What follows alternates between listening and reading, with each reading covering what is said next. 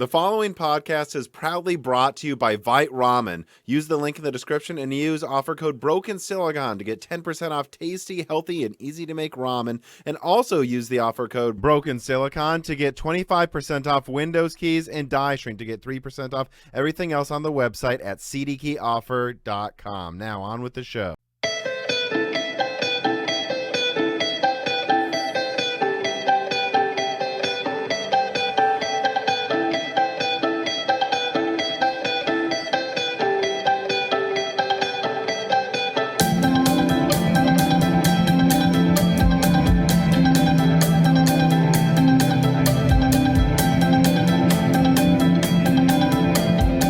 Welcome to Broken Silicon, a gaming hardware podcast. I am your host, Tom, and today I've actually had you on the list to get on at some point this year, whenever there was an opening, especially once discussions became very heavy around supply chains and pricing, which, I mean, that's been heavily discussed, let's be honest, for over a year, but it just seemed like the right time now with at least gamers discussing it heavily with what's going on with a lot of recent graphics card releases. And you've been someone that I've talked to for years. You really are a veteran of semiconductors and reporting on semiconductors and, working with other people who report on it too and consulting. So, yeah, I'll let you introduce yourself now. Right. So my name is, Lars technically, but I tend to go by Lars or LG these days. Swedish names don't really work well internationally. Yeah, I've been a tech journalist for over a decade, and then I ended up working in the industry and have run my own company out of Taiwan for the past 5 years. Obviously, this little pandemic caused some issues with that. Mm-hmm.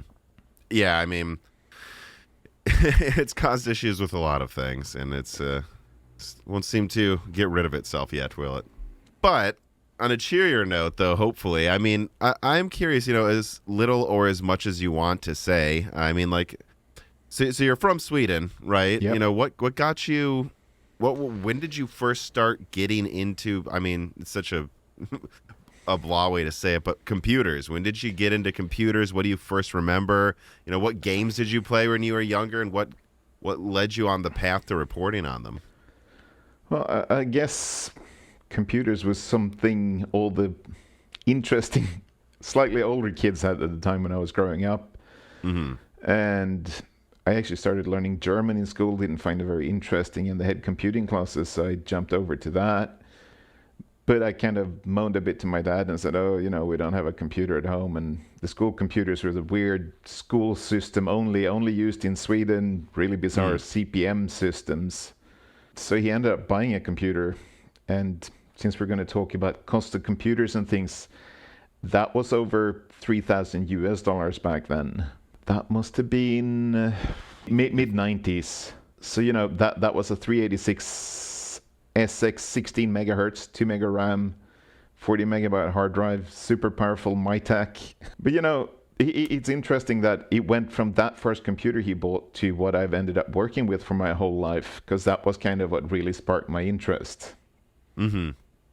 That I got my own computer, I could play around with it. All my friends, they had Amigas, Ataris, Commodore 64s and this stuff, which I have to admit I've never really used, apart from when I was at their places and played games on them. Mm-hmm.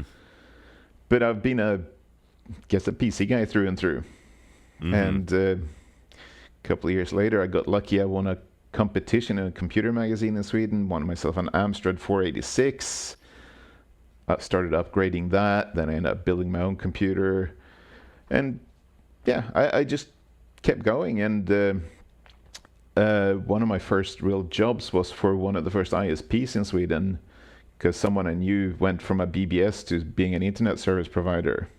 Then I worked some support jobs and a bit of this and that. Then I ended up in the UK and had a couple of sort of crappy, normal jobs. And then one of the computer magazines, they were advertising in the back for a labs tester. So I went for the interview, and I guess I got lucky. The editor of the magazine liked me, and I did really well in sort of the hands-on part of the, interview test, whatever you want to call it. Mm-hmm. They put a PC in front of you, and you had to spec it up. You had to write some thoughts about it, price it up and everything. And apparently I did really well in that, and they hired me. So that was a magazine called PCW, or Personal Computer World, not the same as the US magazine. Mm-hmm. And yeah, from there on, I've been. I mean, it's a long resume. Yeah, yeah, and don't feel. I think everyone feels the need to sell themselves short. It sounds like you got that job because you knew your stuff better than most people. I don't think you got lucky. Sure. Well, it was a bit of luck as well. Had someone better been there, well, that would have been it, and I would never have been doing what I've been doing for the past 20 years or so. You don't think you would have applied to another one? It was one of those applications you put in because you're like, oh, this looks cool, let me try? No, I did actually apply for a job with a magazine in Sweden, but failed miserably because I was not considered a good writer. But these guys were good to me, and they let me start write for the magazine, little games reviews on the side, or like little MP3 players and crap like that, while I was the guy who was busy doing the benchmarks for them normally, like the graphics cards and sort of the boring stuff, CD burners. Anyhow, that was one of the first things I got to test for the magazine, was a group test of CD burners. Mm-hmm. That took a lot of time because there were only 4-speed drives back then. Yeah, I was gonna say, you touched on something that I think now would be a good time to cover. We talked, of course, before we recorded, to just kind of touch base, pick your brain, what can we talk about? And I brought up a thing my friend said, where I was discussing, what's going on with pricing, and to be clear before I continue, I do expect pricing for the same given performance to get better over time at the end of this year, but it's not as drastic as we saw. I think what was clearly the PC gaming renaissance of 2012 to about 2016. And I said, well, things are changing, costs are up. The cost to go to new nodes is drastically more. Like, we solved Moore's Law temporarily by spending 100 times more than we used to. That's how we've solved it. And that's going to have repercussions. He goes, yeah, but that doesn't make sense. Things are always supposed to get cheaper. And I said, based on ordained by who? Yeah. In the 90s, a PC you said was $3,000, and I think ours was $2,500, and that was a very low-end PC back then. And remember, adjusting for inflation, what is that then, like $4,000, $4,500 in today's money? The prices obviously went down really fast once we got into the 486s, because there was a lot of competition. You no longer had sort of, well, what should we call it, the IBM kind of era.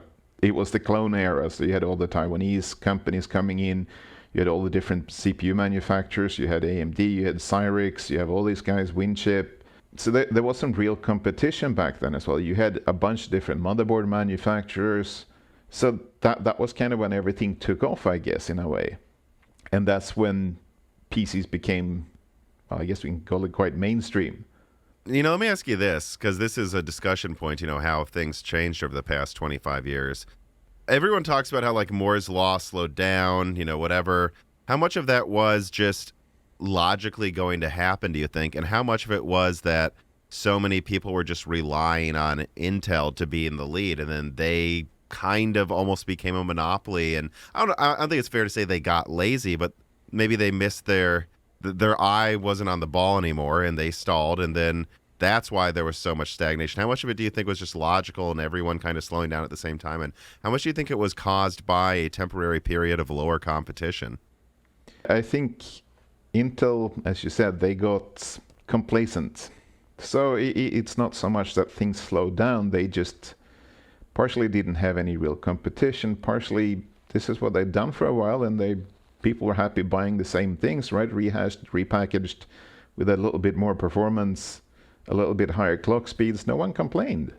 Mm-hmm. So why should they push themselves? They could save a lot of money on this and just keep going. Yeah, and I remember interviewing a server engineer years ago now at this point, and he said, we kind of liked it. Like, for our jobs, it was easy. It's like, we know it's going to be like 10% better next year. We can spec out a server. It'll use this much energy. It'll have this upgrade to PCIe and this every time. And we just know that's going to be the thing we upgrade to. And the fact that it's the same amount roughly every year made our jobs really easy to predict and scale over time, as we just kind of treated servers like a commodity, less so than a big upgrade. Yeah, and I think that was nice and convenient for the industry as well.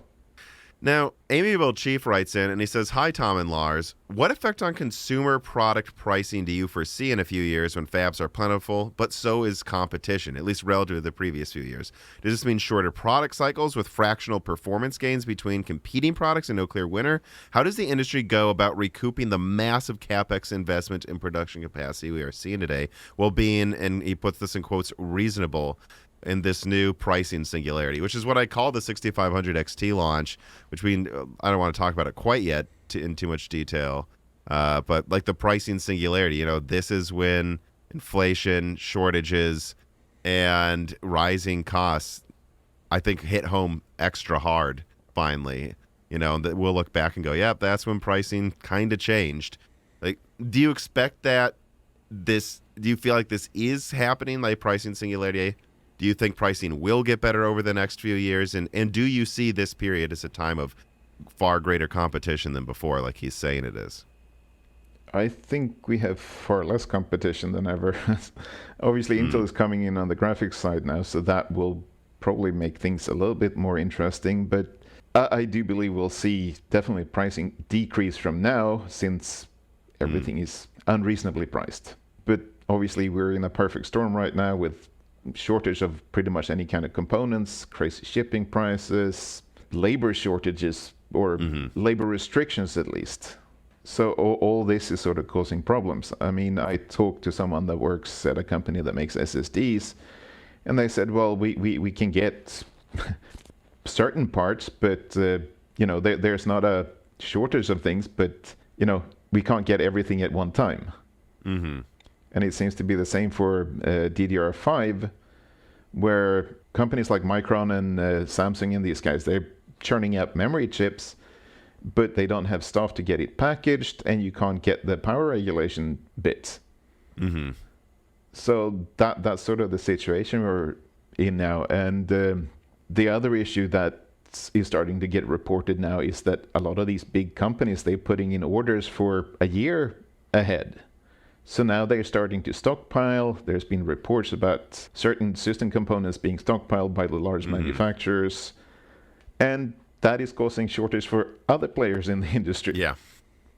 Yeah, I've heard about that too. I think I reported on that a few months ago. Now everyone's well aware that there are some, like I heard quotes of people like just placing orders for 3-4 times as much as they actually need, just because they're like, whatever, we'll take it. We're worried. Just whatever you make, we will pay this much for it. But it seems like a lot of people are doing that at the same time. Doesn't that mean it's becoming a bubble, though, right? Like, this is going to have to crash and actually crash within a year, not just... I think we're going to see a steady decline in pricing this summer, but I think at some point, probably, again, I guess, early 2023 is when there's going to be a crash again, though, like in pricing on things. Don't you think it has to happen? Crash, maybe not, but we're definitely going to go back to a lot more reasonable pricing. I mean... It depends again on the company as well, because the big problem that has been is the just-in-time system, right?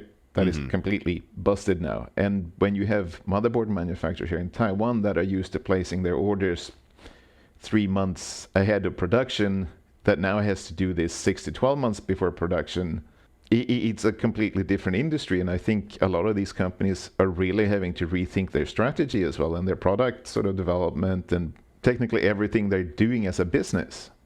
Mm-hmm. Now, how do you think this will make people change their products? Like one thing I've discussed that's been discussed heavily is like with bringing it up again, I just can't stop coming up in the conversations I have. This RX 6500 XT, I keep trying to explain, well, they can't just add to the die last minute. Whatever they designed years ago, that's the die. They repurposed it. Having said that, I feel like they always should have designed it with more PCIe lanes, and it's actually weird that has only 4. I think it's actually weird Navi 23 it has only 8 lanes as well. It's just like you never thought maybe this might be used for anything else in the future. Do you think companies will maybe design some of their products to be more useful long-term in other uses? No. Simple reason, cost. Mm-hmm. But as soon as you make a bigger chip, it's going to cost you more. So the more things you can strip out that doesn't take up die space, the cheaper the bit is going to be at the end of the day, right? Mm-hmm. I mean, if you look at sort of the ARM processor market, since I've been doing a lot of embedded things in the past few years, a lot of those chips are stripped down to the bare minimum these guys can put in there to get away with it.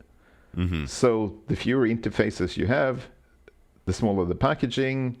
So everything from making the chip until the packaging and until you sell it, you're saving money on. So I think a lot of people forgot that there are more steps involved in this than just making the chip die, right?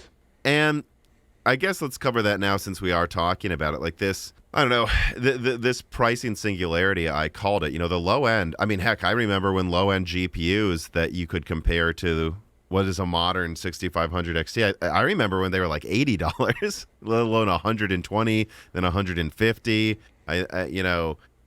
It's funny how people point to different things, and it's like, no, the prices were always going up every gen by about $20 actually, in those areas. But now it's gone up by 50 maybe or more, $60 in one gen.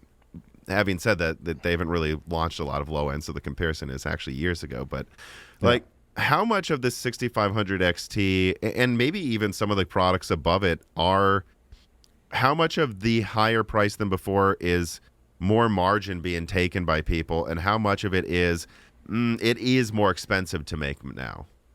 I would say 40% more expensive, 60% people taking more margin. Mm-hmm. Rough guess. Because yes, it is more expensive for everyone. I mean, everything from PCB costs to every single little capacitor and resistor on there have gone up in price. But then you have all the middlemen between from when that card leaves the factory until it arrives to you. I mean, the shipping guys are charging more. You have the shipping now from the ports have gone up, fuel costs have gone up. So all this adds up to the total cost of the retail price, right? Because obviously the AIB partners are not paying for some of this shipping cost. They're charging that to their customers, to the distribution. Then the distributor put that on the cost for what they sell into the channel. And then in the end, the shop you buy your card from, they're going to charge you what extra they got charged plus their profit. Right. And I guess one thing I want to be clear about then, because I think a lot of people might think that I'm saying, it's only going to get worse every month from here on out. And it's not true. Like if we say it was 40% costs up, then it would be like a $170 card instead of a $120 card, or whatever you want to say it would have been, right? Which I think is kind of fair. So I do think once shortages get better, the 6500 XT actually will gravitate to its MSRP and probably drop a bit below it. I mean, I covered that in my leaks about it, that people think, no, you can make this profitably if things were not even back to where they used to be, but better than now. You can make this, they can make money at like 170 or so, and I think that will happen. But I don't think we're getting sub $150 graphics cards really again, though, unfortunately. Well, we're also getting more stuff on there in a way. We're getting more memory on most cards, obviously not the not the 6500 XT, yeah. No, but we've seen a gravitational move towards more and more memory. I mean, AMD put 16 gigs on most of their cards this time around, or their high-end cards at least, which is a first. But Nvidia, they've been a bit more hesitant to do that. It would be a nice way to put it, but yeah. Yes. So they've always not been as affected, but again, their chips are probably a bit more expensive to make, so it makes up for that. But what are we going to see this year? We don't really know, but Intel has gone with 16 gig on some of their cards, from what we know, right? So it's unlikely that the trend is going to change and we're going to see less RAM on graphics card in general, despite the increase in cost, right? I think next gen, everything's going to have more. Like, they wanted to do that this gen, and I think that is, that's going to make it stay hard to get enough RAM then probably for a while, right? Let me move forward here with this reader mail too. Guntes Pegless writes, and he says, "Hello, Tom and Des. What are your thoughts on the seemingly ever-growing TDPs of CPUs and especially GPUs in the mid-range and high-end consumer products? Is this a side effect of increased competition between AMD, Intel, and Nvidia, or the lithography process not being quite up to the performance ambitions, and so they're overclocking more, or a mixture of both? A product being pushed way past the most efficient point in the voltage frequency curve does not sit with me well. Big GPU dies with absurd TDPs in combination with thermal cycling really makes me worried about the longevity of said GPUs, which I always used to poo-poo, like, oh, guys, don't worry about it breaking if it uses 300 watts. But I will say, I think half of soon Lovelace, but half of the 3090 Ti's problems are how hard they're pushing it, and they can't even make a lot of the dies or get enough of the components to make the dang thing because it's a 450-watt one. Like, how much of this is competition, do you think, and how much of it is just logically they were going to eventually do this? But yeah, what competition? Well, I think one of the things that have thrown a real curveball now is all the ray tracing bits that have been integrated into the GPUs, because obviously that takes up both space and it seems to cause additional constraints on the chips anyhow. You think a lot of it is just them making these chips and that have to do much more than they used to is a part of it as well? Yeah, definitely. Because we've gone from doing basic 3D stuff some years ago to graphics cards that are now handling video processing, video encoding, decoding. They're accelerators for all kinds of different things, right? They're not just a graphics card anymore. Mm-hmm. So obviously each one of these little bits that are added, you making a bigger and bigger chip. Yeah, I think people forget too. Probably Nvidia's most efficient period of most efficient supremacy over efficiency is Maxwell and Pascal, and those stripped out a bunch of the non-gaming stuff to stay efficient, and it's certainly not what they've decided to do with Ampere, you know. And when I look at some of the rumors you sent me one today of what RDNA 3 has, I'm like, RDNA 3 almost looks like Ampere-like, except MCM, which is interesting too. So, a lot of it has to be the competition, though, right? I mean, anytime AMD really challenges NVIDIA, they seem to just push power consumption up as high as they can. Well, it's the easy way to get more performance, right? Why not? If the customers don't complain. Well, let me ask that too. That's something I've had fun asking guests, because you say it's cyclical, but it is to a point. Yeah. I don't think we've had double graphics cards. That's fair, but those spread out. It's two dies, which makes it easier to cool a surface area. And at what point, though, do you think customers will have a problem? I mean, Hopper is, I'm being told, could be using over 1,000 watts. Now, that's not for consumers, so they'll make it work, I guess, maybe. I don't know, though. That still sounds insane to me, even for enterprise. But, like, Lovelace is supposed to be over 500 watts, or it could be. It sounds like RDNA 3 will be, I've always heard, at least 400 watts for the top one. Do you think people will complain once we get to 500-watt graphics cards, or they'll just, whatever, nope, bring on the 600-watt one? It depends on who you are, right? Because there's people who just don't care. But now we're in a situation where electricity prices are up pretty much globally, right? So that could be one of those reasons where people go, hang on, my hobby is now going to cost me more every time I use my computer as well. Every time, which has always been the case, but this is different. But 10 watts, not a big deal. 100 watts, well, now it's starting to get a bit silly. And I guess the other problem is going to be how much are these things going to cost with the kind of cooling that is going to cool them. I mean, a lot of people are complaining already that, these things are getting too hot. And if we're getting to 500-600 watts, without an all-in-one cooler attached to the card, are we going to be able to cool these things? Well, and you said earlier in our conversation today, of course, Ampere costs more to make, so, less RAM made up for some of that against AMD. It costs more to make.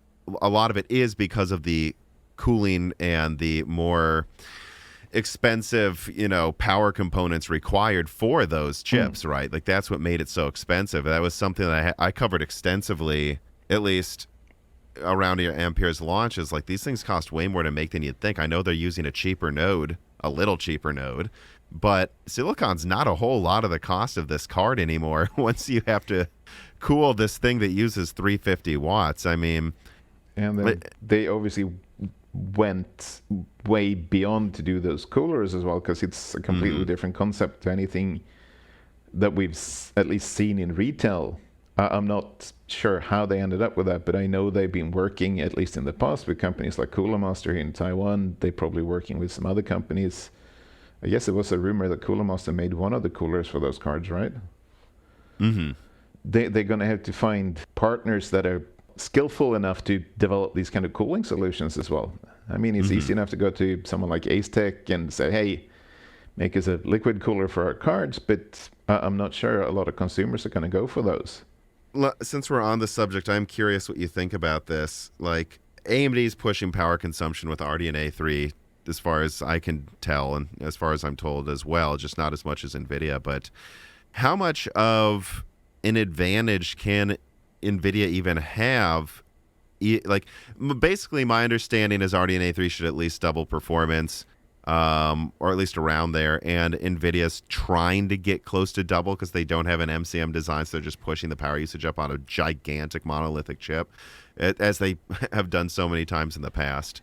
But you know, making it monolithic, you know, you don't have this.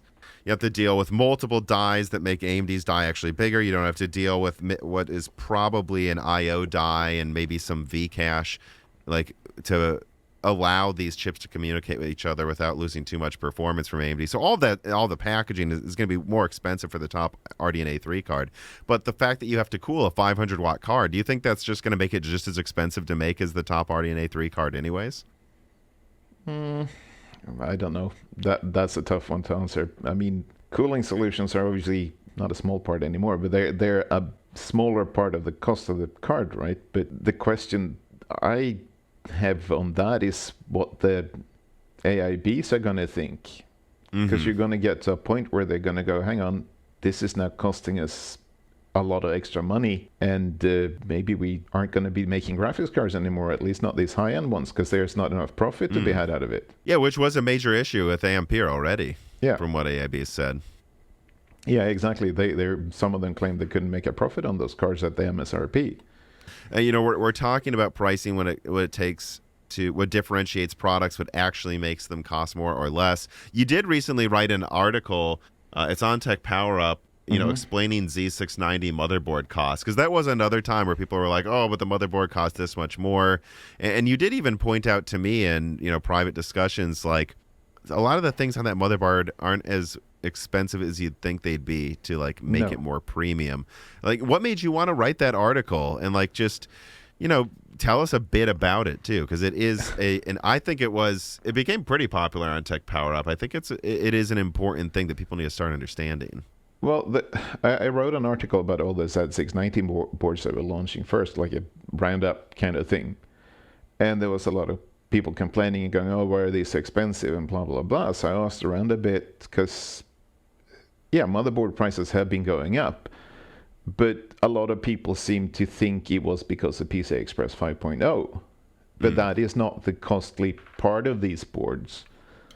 And that's what I wanted to dig into. Of course, the different PCB materials going from PCI Express 3 to 5, yeah, that's going to add some cost, but we're talking cents here on a motherboard, not dollars, right? Likewise, when AMD went from PCI 3 to 4, this is just a slight extension of that because it's using very similar PCB materials and designs and things, right? So that's not the big cost. But there's obviously some more cost going into the board development itself, because it's a little bit more complicated making these things, right, for the engineers. The things that came up is that the new CPU sockets are expensive because it's very limited suppliers for now, and apparently stock seems to have been a little bit limited as well. So we've kind of double or maybe even triple the cost compared to LGA 11.5 whatever, you know, whatever the last one was. Yeah. So that's one reason of why the cost has gone up. Chipset is obviously not Intel's at least list price, right? That's $1 more for the chipset, so that's not it. But it turns out that they've changed the power management or power design, not power management, but they went from what they called IMVP 8 to IMVP 9.1, and that changed from using cheaper components for the power regulation, and that seems to be one of the main contributing factors, beyond the fact that people are now expecting bigger, more powerful power regulation in general on the board. We've gone from like 5-6 phases to like 20 on the high-end boards now, right? Mm-hmm. So that in itself, I remember when like 4 to 6 phases or something was standard, and now it's dozens of them. Yeah, I mean, even the sort of fairly basic boards from a lot of companies have like 12 power phases now. Mm-hmm. So if that's a doubling in cost per power phase over Z590 boards, that's going to be a lot of money. Some of these sort of things, people don't think about that as cost to a product. Mm-hmm. It sounds like, a lot of it is us asking for it to at least sound. It's up for debate if that even makes the motherboard any better, but at least sound more premium. Mm-hmm. And a lot of the extra cost for like PCIe and sockets, it's not really the cost itself, but it was like, oh, now we've got to make sure our lines can manufacture these motherboards with PCIe 5.0 in bulk. I think you said that to me in addition that to was shortages. Another issue, because with PCI Express 5.0, we went from what is actually hand-mounted slots to SMT-mounted things. That's all done by machine, and they had to invest in some new machinery for this as well. I mean, I guess you haven't been to one of these motherboard factories. No. So on one floor, you have the SMT machines. It's like clean room, everything. And then you go down 1 floor or 2 floors, and it's a room full of, well, excuse the expression, but Filipino ladies who are sitting there and placing components by hand. Mm-hmm. And then it goes through a soldering machine, and so it's a very stark reality between the part where the machines are doing everything and where you have all these sort of bigger parts on the motherboards that has so far been done by hand. Now these companies who have had a very fixed way of manufacturing things for years have had to move to new, more expensive equipment. You need to get pick and place machines that can pick these bigger components, and then you need to have different sort of machines for both inspection and sort of the whole process of making these boards. So there's a lot of hidden costs that they're obviously going to charge to the customer. Right. It sounds like a lot of this is, I don't know if temporary is the right word, but they had hurdles they had to go through that have increased prices or that made them feel they needed to charge more to justify all this work. But that's not permanent stuff, it sounds like. No, of course not. I mean, the problem you have with a lot of these companies, they want to recuperate their investment as quickly as possible, right? So if they buy a new machine, they're trying to get that cost back in the first year or so if they're selling something using this machine. Mm-hmm. I don't know why it's done that way in Asia, but it seems to be the way they do things here. Whereas, like in the Europe or the US, they would spread this over the life of the product. Yeah, I mean, I remember in the automotive industry, a lot of our tooling and a lot of that, even just minor tooling could be $50,000. Yeah. But we would, especially if it was an important high volume product, we'd say, yeah, we'll make the money back in 5 years, or we'll be 100% sure we make the money back in 5 years, but we'll probably do it sooner than that, Yeah, and that's just not the mentality here. It is, we need to make this money back as soon as possible. Mm-hmm. So you end up with certain things that ends up costing more than it really should because these companies are trying to recuperate their costs quickly. Today's video is brought to you by CDKOffer.com. Whether you're looking to get good deals on PlayStation, Microsoft Office Professional, or both Windows 10 and Windows 11 operating systems, CDKOffer.com has you covered. CDK is a long-term sponsor of Moore's Law is Dead, and that's because they have been consistently providing me and Moore's Law is Dead's fans with a service that I think PC gaming just needs. Reasonable operating system and Microsoft Word prices. We all have to use these products, and we don't need to overpay for them if you use cdkeyoffer.com. And you know what? I know I will be using these products later this year for a new Raptor Lake or Zen 4 system, most likely, and I will do so knowing that, well, they're all legitimate keys and they are going to be delivered to me quickly and promptly when I buy them. Don't waste any more money than you need to this year. Use the link in the description or on screen to go to cdkeyoffer.com, and when you're there, whatever you decide to buy, make sure you use one of these offer codes. Broken Silicon gets you 25% off all Windows products, and Daishin gets you 3% off everything else. And this really does help the channel. It helps you save money. Use these offer codes. Use the link. Go to cdkeyoffer.com today.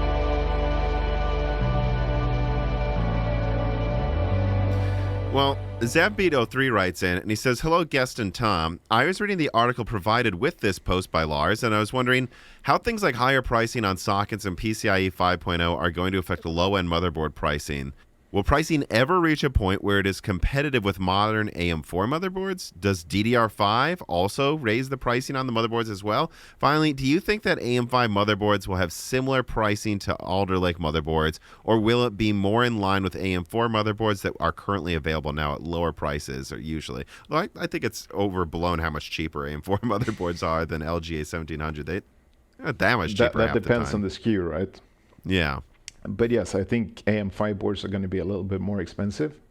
Definitely. DDR5 doesn't really make a difference. We're talking a few cents, if anything, again. Yes, there's going to be these companies charging extra for the slots to start with, but give it a year or so, and that's not going to be an issue anymore. That's what it seems like, right? Like we have... Again, there was stagnation. How long were we on PCIe 3.0 and DDR? I mean, we were on. Yeah. I'm still using DDR4 in my system today from 2016 because it was $60 for 3200 megahertz back then, and I've overclocked it. And I see no need. I'm just going to wait until DDR5 is reasonable, I think, and upgrade to one of those platforms. But we're going through so many new standards: 4.0, 5.0. We're already talking about 6.0. You know, DDR5 is now out. A lot of these costs that have made these things expensive, it's not like they're going to stay, though. It seems like we're just upgrading, and in a year, actually, motherboards could get drastically cheaper, like I remember them being in the Ivy Bridge days and such, right? Well, there's always the transition period, right? We've seen this every time we move on to big platform changes like this. Every time we change memory, the memory prices for the new stuff is like crazy. Maybe not as bad as for DDR5, but not far off anyhow. So yeah, this is a transition period, and I think that's the way we have to look at it. Are we going to get as cheap motherboards as before? I can't really say, but you know, probably not, because we're again asking for more. I mean, you look at the enthusiast community, they're asking for more and more of everything as well. We've gotten more bling on motherboards. I mean, as we talked earlier, I'm blaming Asus for this. They started a lot of the bling stuff with their ROG series. The other guys tried to copy them. We've had some tacky stuff. We've had some nice stuff. And, you know, all these things cost money, right? Someone has to pay for everything from the molds. I mean, you're looking at a plastic mold, that's $50,000. Okay, that can make 1 million units of something, which it probably never will do in a lot of these cases. But even so, I mean, all these boards have those shields now around the I/O. Well, not shields, what do you call those? The ducting or whatever from the MOSFET heatsinks onto the I/O, right? That got to cost something. You have all the M.2 heatsinks. That's a bit of aluminium. Aluminium doesn't cost that much, but even that has gone up in price, right? So you have all these little bits of something that costs money that is adding to the cost of motherboards. Well, you know, it's funny. I mean, the PC gaming renaissance, I think, really was when AMD and Nvidia were at their height in competition, you know, with each other, with like GCN versus Kepler, and obviously before that when AMD was actually taking performance crowns, and you had this back and forth, and then that made, you know, the situation where actually PC gaming was getting close to the price of building a new console, surprisingly, which never used to be the case, you know. And then this PC master race thing happens where people are just like, look at my godlike PC where I make fun of console players. And it's like, I think you can understand, though, why a gamer will pay $10 more. He's already spending $1,000. He's going to pay $10 more for the motherboard that looks nicer. It doesn't really help anything. And that just kept going up and up and up a little bit. And then shortages hit, and now that extra $10 is an extra $50. And I think it's almost like the PC master race mentality is caught up. And there's some blowback now, all these extra things you've been asking for that used to just be $5 more. They're not $5 more anymore. No, I fully agree. Because we asked for this bling and we got this bling, and now it's coming back to hurt us. I mean, I'm not saying all of it is bad. I mean, we do have much nicer looking motherboards these days. They're color coordinated mostly, and they look slick. We had some terrible looking motherboards for years. Mm-hmm. I mean, you go back and look at the late 2000s, it's just like ugly brown and orange colors for some reason. Well, and some random purple bits or orange bits here and there, and it's just sort of color coordination. Nah. I think we both agree then pricing will definitely decrease, at least to a certain extent, next year. But I want to kind of move on to this worry I think a lot of people have, including myself. EEBRV writes in and he says, promised cost reductions year over year tend to drive parts end of life just due to margin erosion. Any thoughts on how the industry can get away with that? All that happens is they redesign a similar widget with slightly different performance parameters, charge more, and the cycle begins again. This is in reference to commodity parts like op amps, logic, high RDSON, power FETs, small signal FETs, BJTs, gate drivers, transceivers, and etc. And I think.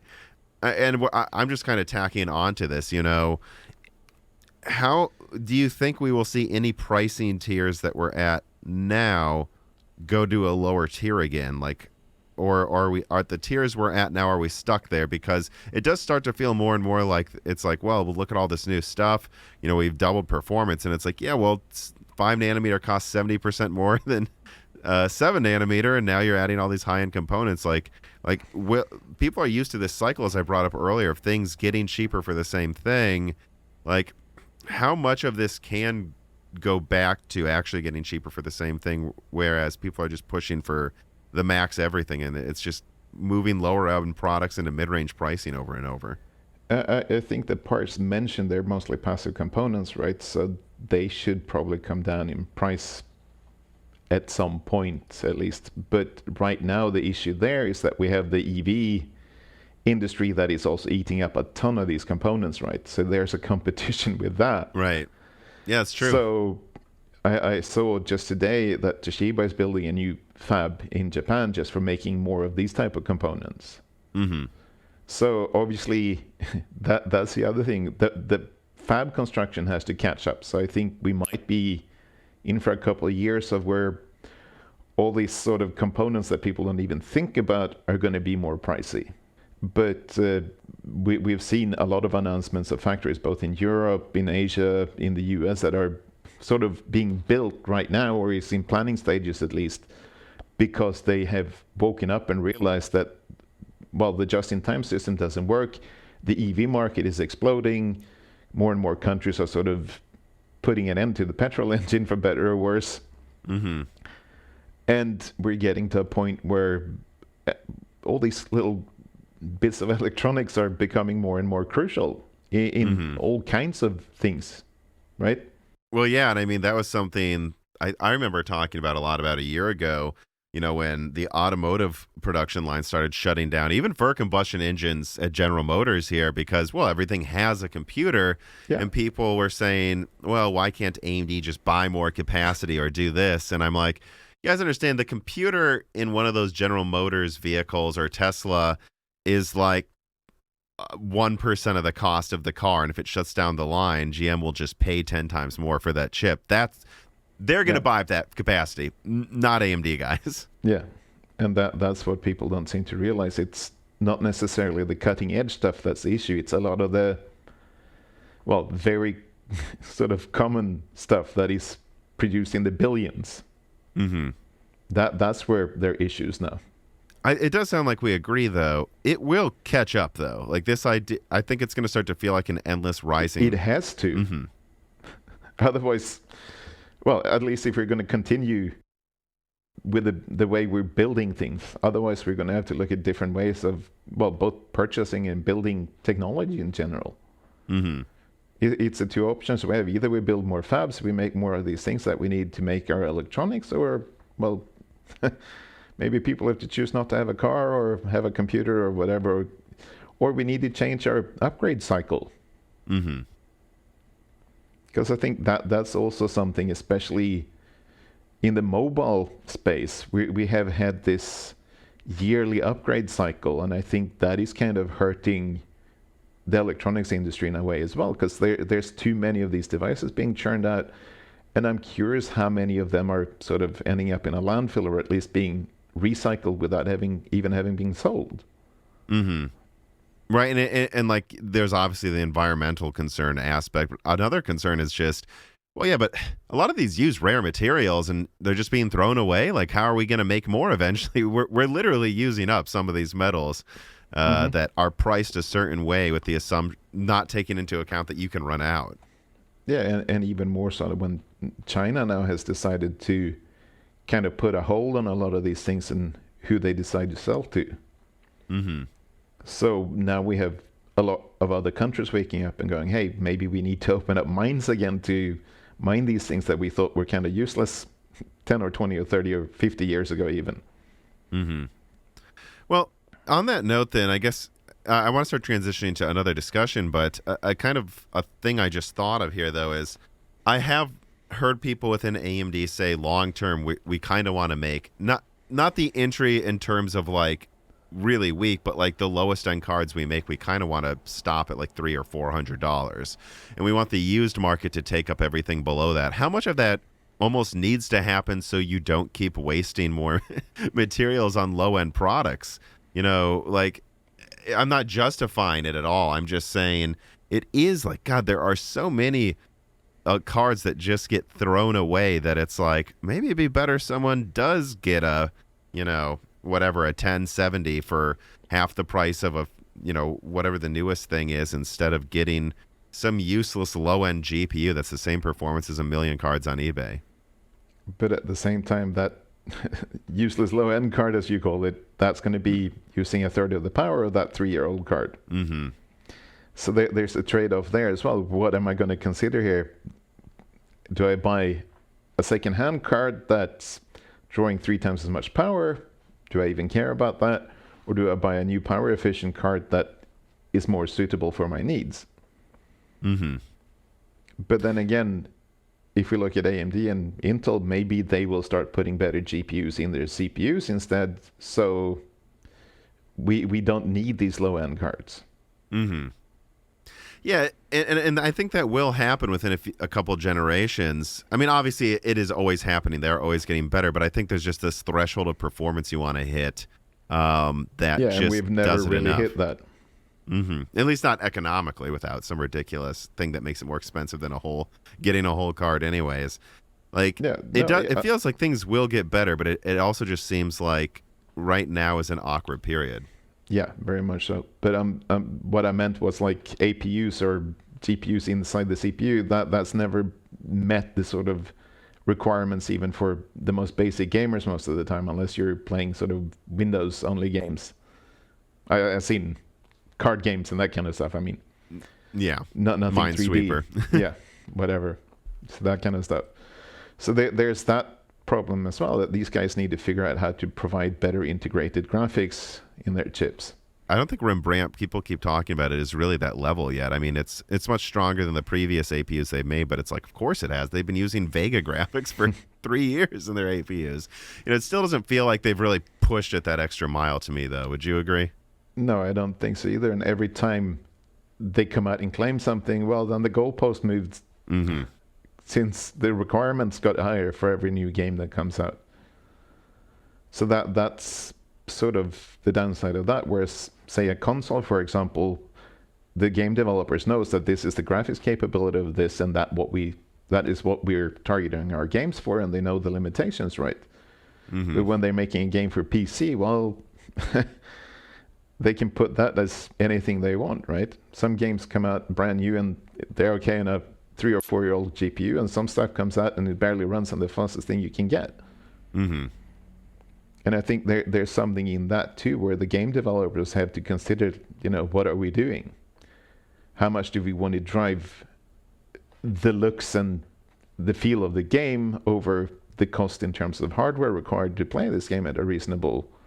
I would say they're taking that into perspective and consideration more and more every year, though, right? I mean, it feels like to me in the 2000s, they were always pushing for more, or almost always. And now a lot of I'm not seeing the graphics explosion every year that we saw back then. Some of that obviously is because there's diminishing returns, but some of it does seem to be that they don't feel the need to push it as hard anymore so they can get it onto more systems. It feels like a lot is also console ports, so they have already that lower kind of graphical setup, but then they limit that to 60 frames a second on a PC, and they don't have to do too much work kind of to make it work on faster hardware. I mean, the only thing I will say about that is there are PC port issues to console too, where you can see games like Dying Light or Cyberpunk where they clearly built it for PC first. Or Watch Dogs Legion is another example. Actually, almost every time it's an example, it's because it has Nvidia tech inside of it. And they're just like, yep, all right, we designed this for a 3070. Now we're going to throw it on the consoles and it runs in 1080p. Wait, and it's like, yeah, you turned up ray tracing to a level that's ridiculous for the consoles. You just turn that down, it'd run fine. So the only thing I will say, I know it's very clear you're like an exclusively PC gamer, I think, right? Yes. Or very close to that. And yeah. It's like, I don't know if this makes you feel better, but console gamers are getting shafted in the same way every now and then. I'm sure it happens. I'm not saying it's not, but it's just a lot of the console ports seems to be limited to 60 frames a second, regardless of the kind of hardware you run it on. Whereas a game that was originally planned and built for PC, you get better hardware and you get more performance out of it, kind of thing. That's what I'm more meant. Mm-hmm. But let me start moving into like the OEM and more business relationship side of things here. So I know you worked both for AIBs and working with reviewers, and then also the other side of it, been someone who works at websites or magazines, I guess, right, that review these things. Beefish writes, and he says, I'm really excited to talk to someone with an in-depth knowledge in the industry. I understand that any of the following are sensitive, or if you're not comfortable speaking about it, but what areas of the supply chain have really been the bottlenecks for the past couple of years, and how are AIB OEM relationships different between AMD and Nvidia? To answer this, I mean, I have to admit I haven't really dealt a lot with Nvidia lately. Something I've sort of been pointing out in some forums, what I've been hearing, and this is not first-hand experience, but when AMD were getting ready with Ryzen, they went around to all the motherboard manufacturers, they handed them a handful of CPU samples, they gave them some documentation, they gave them some chipsets and said, hey, please make us some motherboards. And the board makers were like, huh? Because when Intel is doing this, or at least traditionally what Intel has done, they turn up, they have a bunch of FAEs with them, they have a whole stack of white papers and manuals and everything. They give them reference boards to base their designs around and everything, so they can already test things. They get a stack of CPUs, like, a few trays of CPUs. So that whole experience is why we ended up with a bunch of kind of cruddy X370 and B350 motherboards, because AMD had sort of a different partnership with the board makers. And I'm not sure if it works the same on the graphics side, to be honest. I don't have that much recent insight on it. But what I do know is that Nvidia have this kind of attitude of we're the world's best and we're the leader, and So I think that the relationship with Nvidia is probably a lot tougher for these companies than with AMD, who seems to be a little bit more of a humble company. I mean, I've definitely heard the same from people. It's, universal. Nothing's ever Nvidia's fault, and you better give them what they asked for exactly. That's probably very possible. I mean, I haven't had the best experience with Nvidia as a journalist in the past. I'm not sure if I should be telling this story, but when I helped start Trusted Reviews, I was the first employee there. We ended up in a situation where certain media had gone to Nvidia and they told them, don't work with these guys. They're not going to be around in like 3 months and blah, blah, blah. And these were sort of kind of what at the time was sort of hobby sites in the UK. Mm-hmm. They grew and became some of the bigger publications there. But obviously we had connections, since both me and my boss at the time, we came from the magazine side. Mm-hmm. And, we're talking to all different companies, and Nvidia were stonewalling us. And we couldn't figure out what was going on. We found out that these other guys had gone and talked to them behind our back. And it took 6 months before Nvidia came around and apologized and said, okay, we didn't realize you were going to hit it off and blah, blah, blah. But we only found out about this other part a year or two later. Mm-hmm. So that kind of stuff happens in the industry too, which I think is actually quite disgusting, that some sites are so afraid of the competition that they will go and talk smack to vendors about their competition. Yeah, I've never heard someone talk about that. I mean, that you gave one example there, but you've been doing this for so long, and I know you know a lot of people. Like, is that something that happens all the time, though? There's also this thing where the websites are trying to make each other look bad, or try to, do the types of things that you said happened to you? Let me put it this way, there have definitely been some people like this in the industry. Mm-hmm. So is it common? I don't know, but it happens. Mm-hmm. It's not the only time I've seen something like this, but it's the only time it's affected me in a really bad way. Well, and does it seem like Nvidia's more likely to do these types of things where they stonewall, they blacklist people, they play this game, I guess you might say? They seem to have a reputation for not working with certain media. I mean, I've introduced people to Nvidia when I was on good terms with them and said, work with these guys because they're good people. It's taken that for them to work with certain publications as well. So I've kind of done the opposite to what some people have done, right? Because I guess I've always been one of these people who thinks that, this is a community. We're all interested in the same things and we should be working together. We shouldn't be throwing shit at each other. Yeah, well, you would think that. Though the question I kind of want to start getting to here is the way, and again, people can get mad at me, people can call me a fanboy if you want, but it's like, yeah, whatever, guys. Only Nvidia came up with GPP. Only Nvidia came up with, they did tons of blacklisting around the GTX 480 launches. If anyone talked about its power usage, that was pretty universal. Only Nvidia gets away with half of the crap they seem to do with like Hairworks and PhysX and all of this stuff. So you can call me a fanboy for pointing that out, but I don't see the other people doing that as often. Like, how much of this is just the way they think and the way other people think's working fine, and how much is it like, is AMD... A question I've been starting to ask is AMD at certain points just being the greater fool? Like, I like that they tend to be more trustworthy, but is that ultimately a failure to compete well with Nvidia? Should, like, this fake MSR, like, Nvidia just launched a 3080 12 gigabyte without a price, and the 3050 just flagrantly is not. Like, I've talked to distributors. If you go to a Micro Center, most of those 3050s that are $420, they paid $400 for them. This is not a $250 card. It was never going to be a $250 card. Like, how many of these practices do you think, hurting Nvidia actually, but they think it's working? And how many of them is AMD just being an idiot by not getting in the mud and fighting fire with fire? And it's an uncomfortable question. I'm not advocating they do it for the people listening, but it's like, how many times am I going to see AMD get slapped and Nvidia just get away with doing, I think, much more anti-consumer practices before AMD just has to start playing ball? I think Nvidia just doesn't care. Mm-hmm. It's that simple. They do what they do, and as long as they're not being taken to court, they don't care. Do you think AMD should start acting that way? Would it be smart for them to, or do you think it wouldn't work out, or it is actually in their best interest to keep being, operating in certain ways, Well, if you look at it, some people like the way Nvidia acts, right? They have a certain community behind them that is cheering them on and going, yeah, smack them up kind of thing. Kick the dog or whatever you want to call it.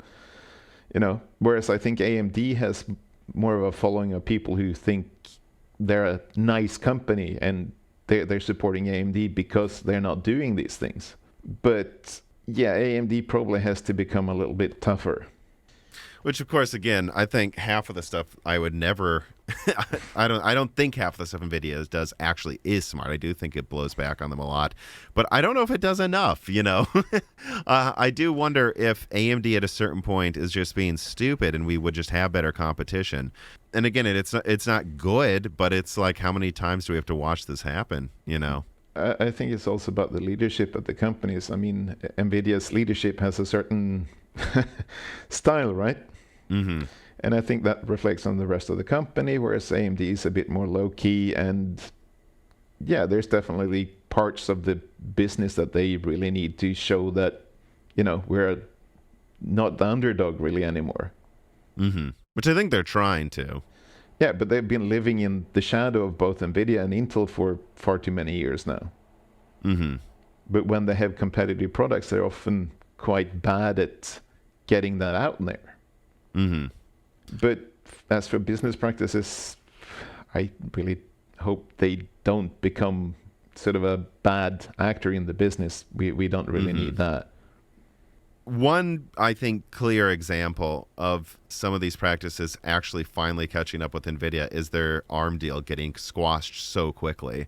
Like a lot of people talk about, well, it's because of this, it's because of this property of the deal, and all of that's true. But when I talk to people, it's like half of it is just the entire industry doesn't trust them. Like, if it was another company, they may actually let it happen.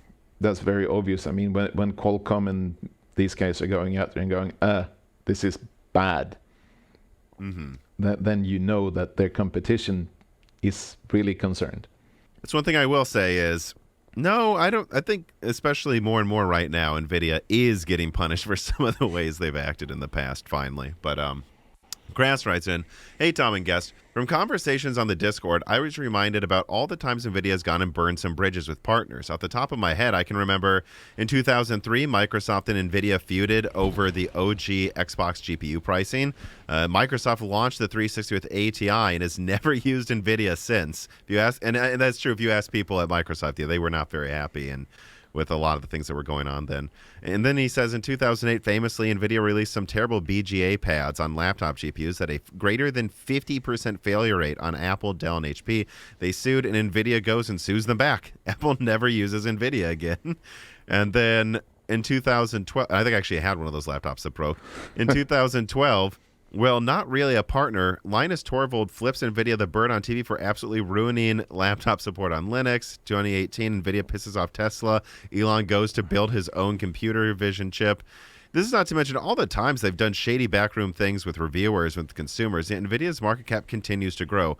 I'm wondering, do they have 9 lives? And do you think there's such a thing as a bridge too far? Some partner or some deal where if NVIDIA burnt this bridge, they could never come back from it. And I say this not because I hope it happens. I own NVIDIA stock. Crass does. Not me.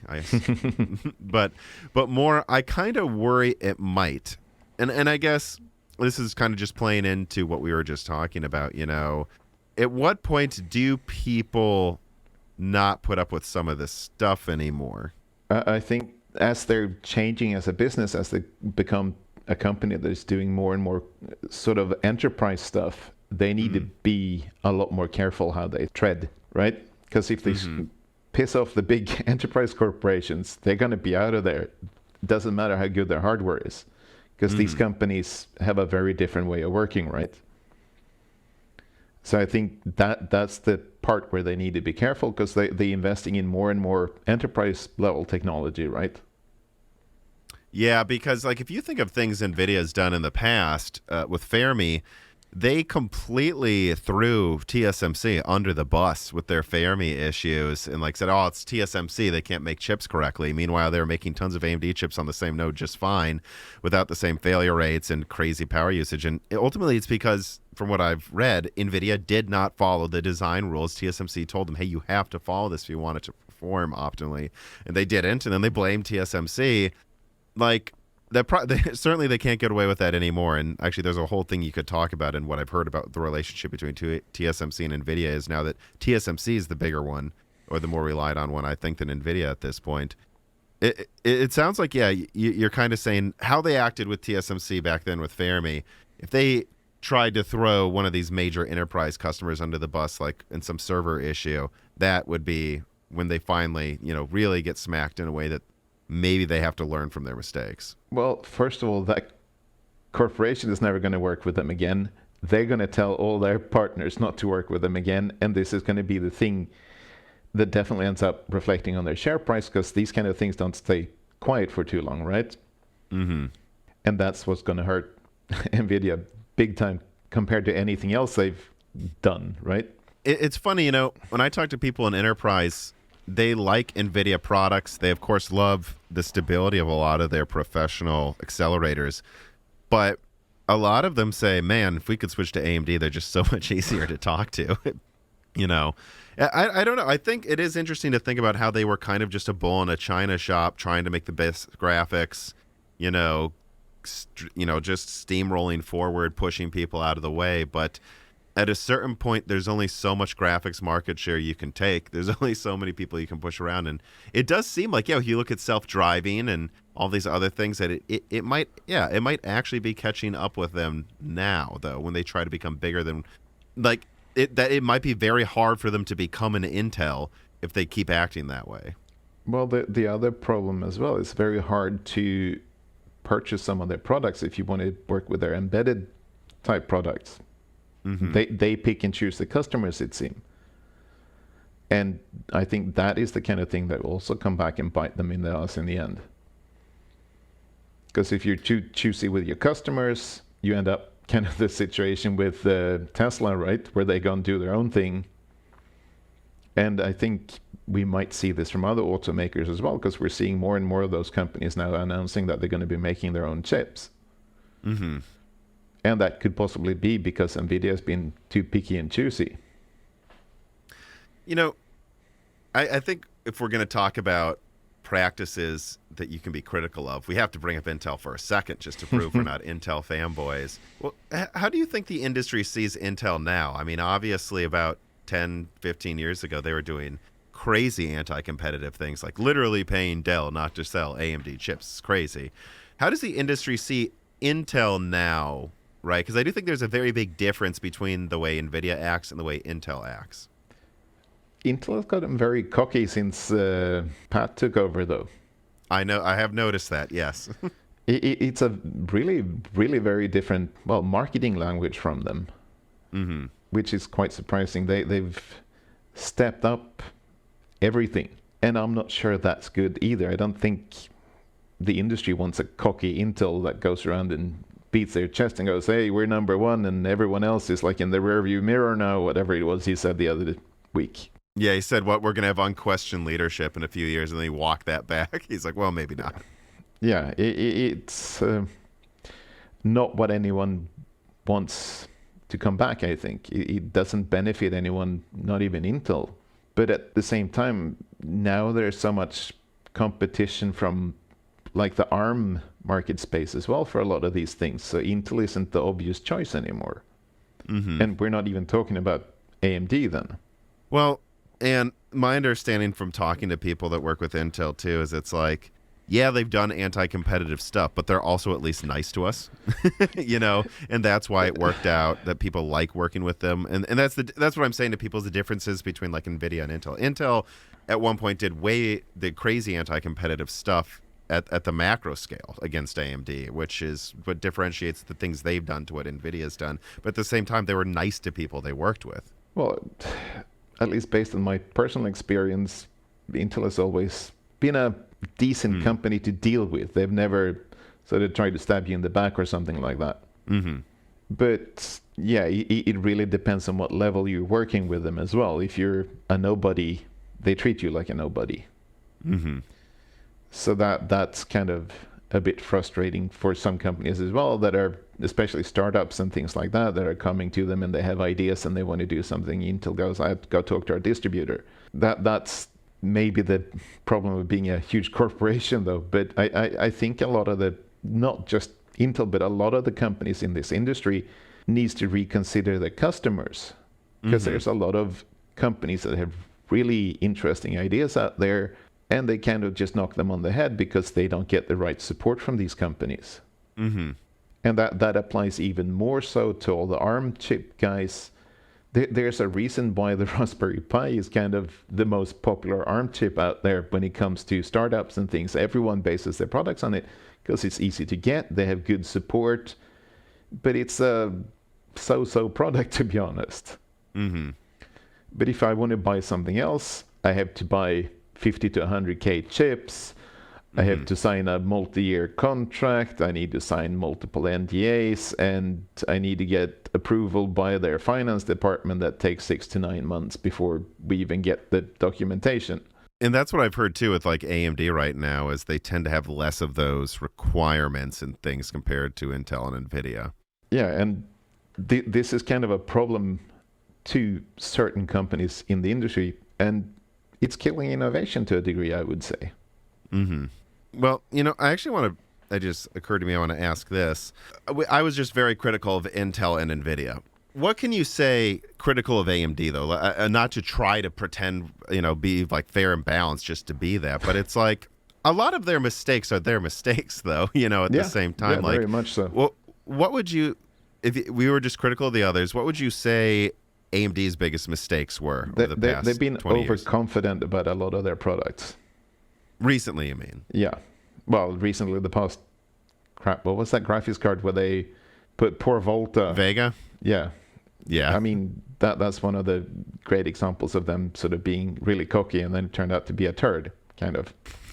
Again, as we said, they're a nice company, but they need to consider that they're still a business, and they need to try to win more business, and they need to be, I guess, more supportive of their big customers. Because likewise, when the first Ryzen laptops were being made, that was the same kind of thing. They turned up at a few companies, handed over a few bits, and said, "Hey, good luck." And yeah, these guys don't like that. They want hand-holding, especially the Taiwanese companies. They want FAEs they can call up at in the middle of the night if it so is that they're, having some problem with their designs, and they need a different level of support that I don't think AMD always gives them. So if they want to try to win more market share, they need to take better care of the partners.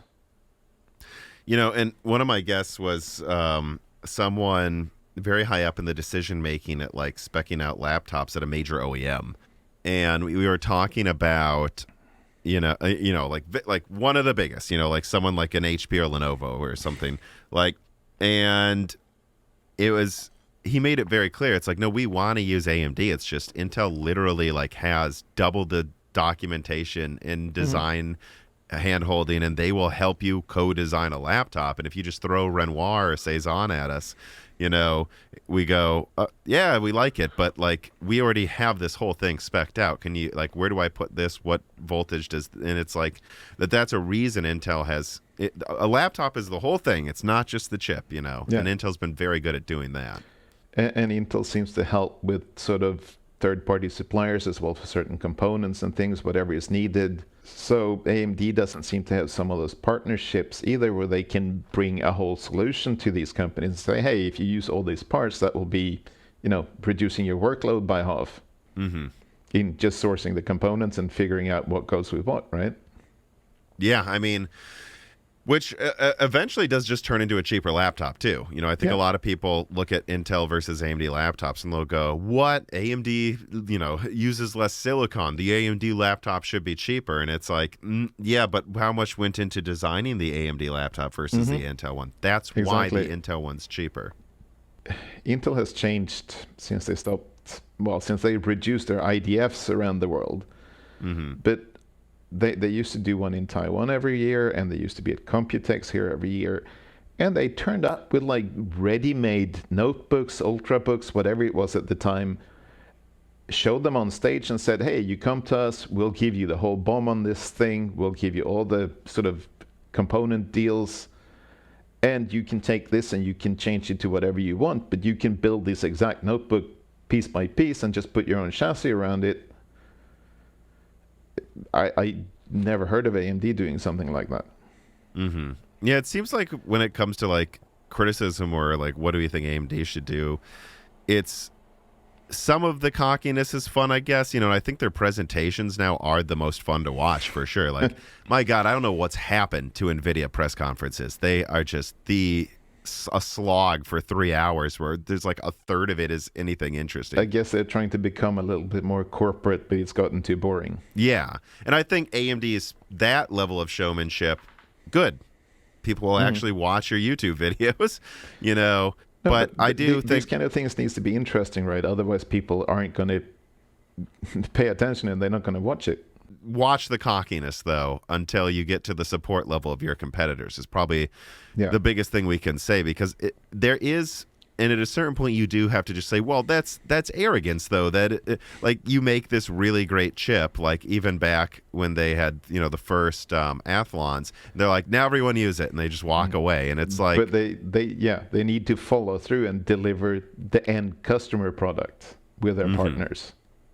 It's not enough that you make a good chip. Right, because you have competition. Everyone's making at least okay chips. So you can't just be the best. You have to do a better job of making everything else that goes into making someone use it. I mean, I think they are getting better at that, though, don't you? Well, they seem maybe to have not. done a lot. You tell me. Well, looking at the desktop platform, they seem to have definitely stepped up the game on the second and third gen, but the second and third gen of motherboards, at least for Ryzen, for AM4, right? They seem to have stepped up the game and provided a lot better support to the motherboard makers. Laptop side, from what I hear, it's still a bit so-so, but getting better. I mean, the biggest problem there seems to be supply, where they promise and can't deliver, but that's a different problem. And I guess that might be because their bigger customers are being prioritized over the smaller mid-range sort of notebook manufacturers. Mm-hmm. We're kind of starting to touch on these subjects. I'm just going to skip ahead here to more of the launching discussion. Like, the Remedy writes in and he says, "Hello, Tom and Mr. Nilsson. You may not be able to answer this, but how much do geopolitics play a role in potential pricing of silicon and its end products? Do manufacturers and fabs price these unknowns into their margins? I only ask because of the current heat between the East and the West right now. And thanks for coming on. Very much appreciate any and all insight you can give." East and West, I don't think that's the concern, because obviously some of the Chinese companies might consider this an issue, but I mean, Taiwan is Taiwan. It's an island in more than one way. I mean, this is where a lot of the fabs sit. Okay, some things are made in Singapore or whatever as well. But Taiwan seems to be a very neutral player in all of this. So, no, I don't see, at least not this island, as caring too much about the geopolitics. They're doing their thing and they're happy doing their thing, and they want to carry on doing their thing and being Taiwan. One thing I saw, though, for like graphics card pricing, like why on some models does, like, there are some AIBs that just clearly have more expensive products half the time. Yeah. I had it explained to me by one of my contacts, or at least what he said, is that a lot of them do their assembly in places with less tariffs, and so that reduces what they can effectively, price some of their stuff at.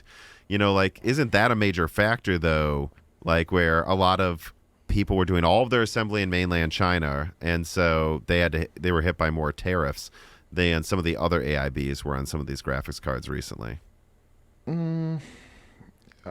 Well, that's, I guess, the politics issue, right, between the US and China right now. But that doesn't affect countries outside, or that aren't the US. Oh, you're saying pricing's up in a lot of those too, so.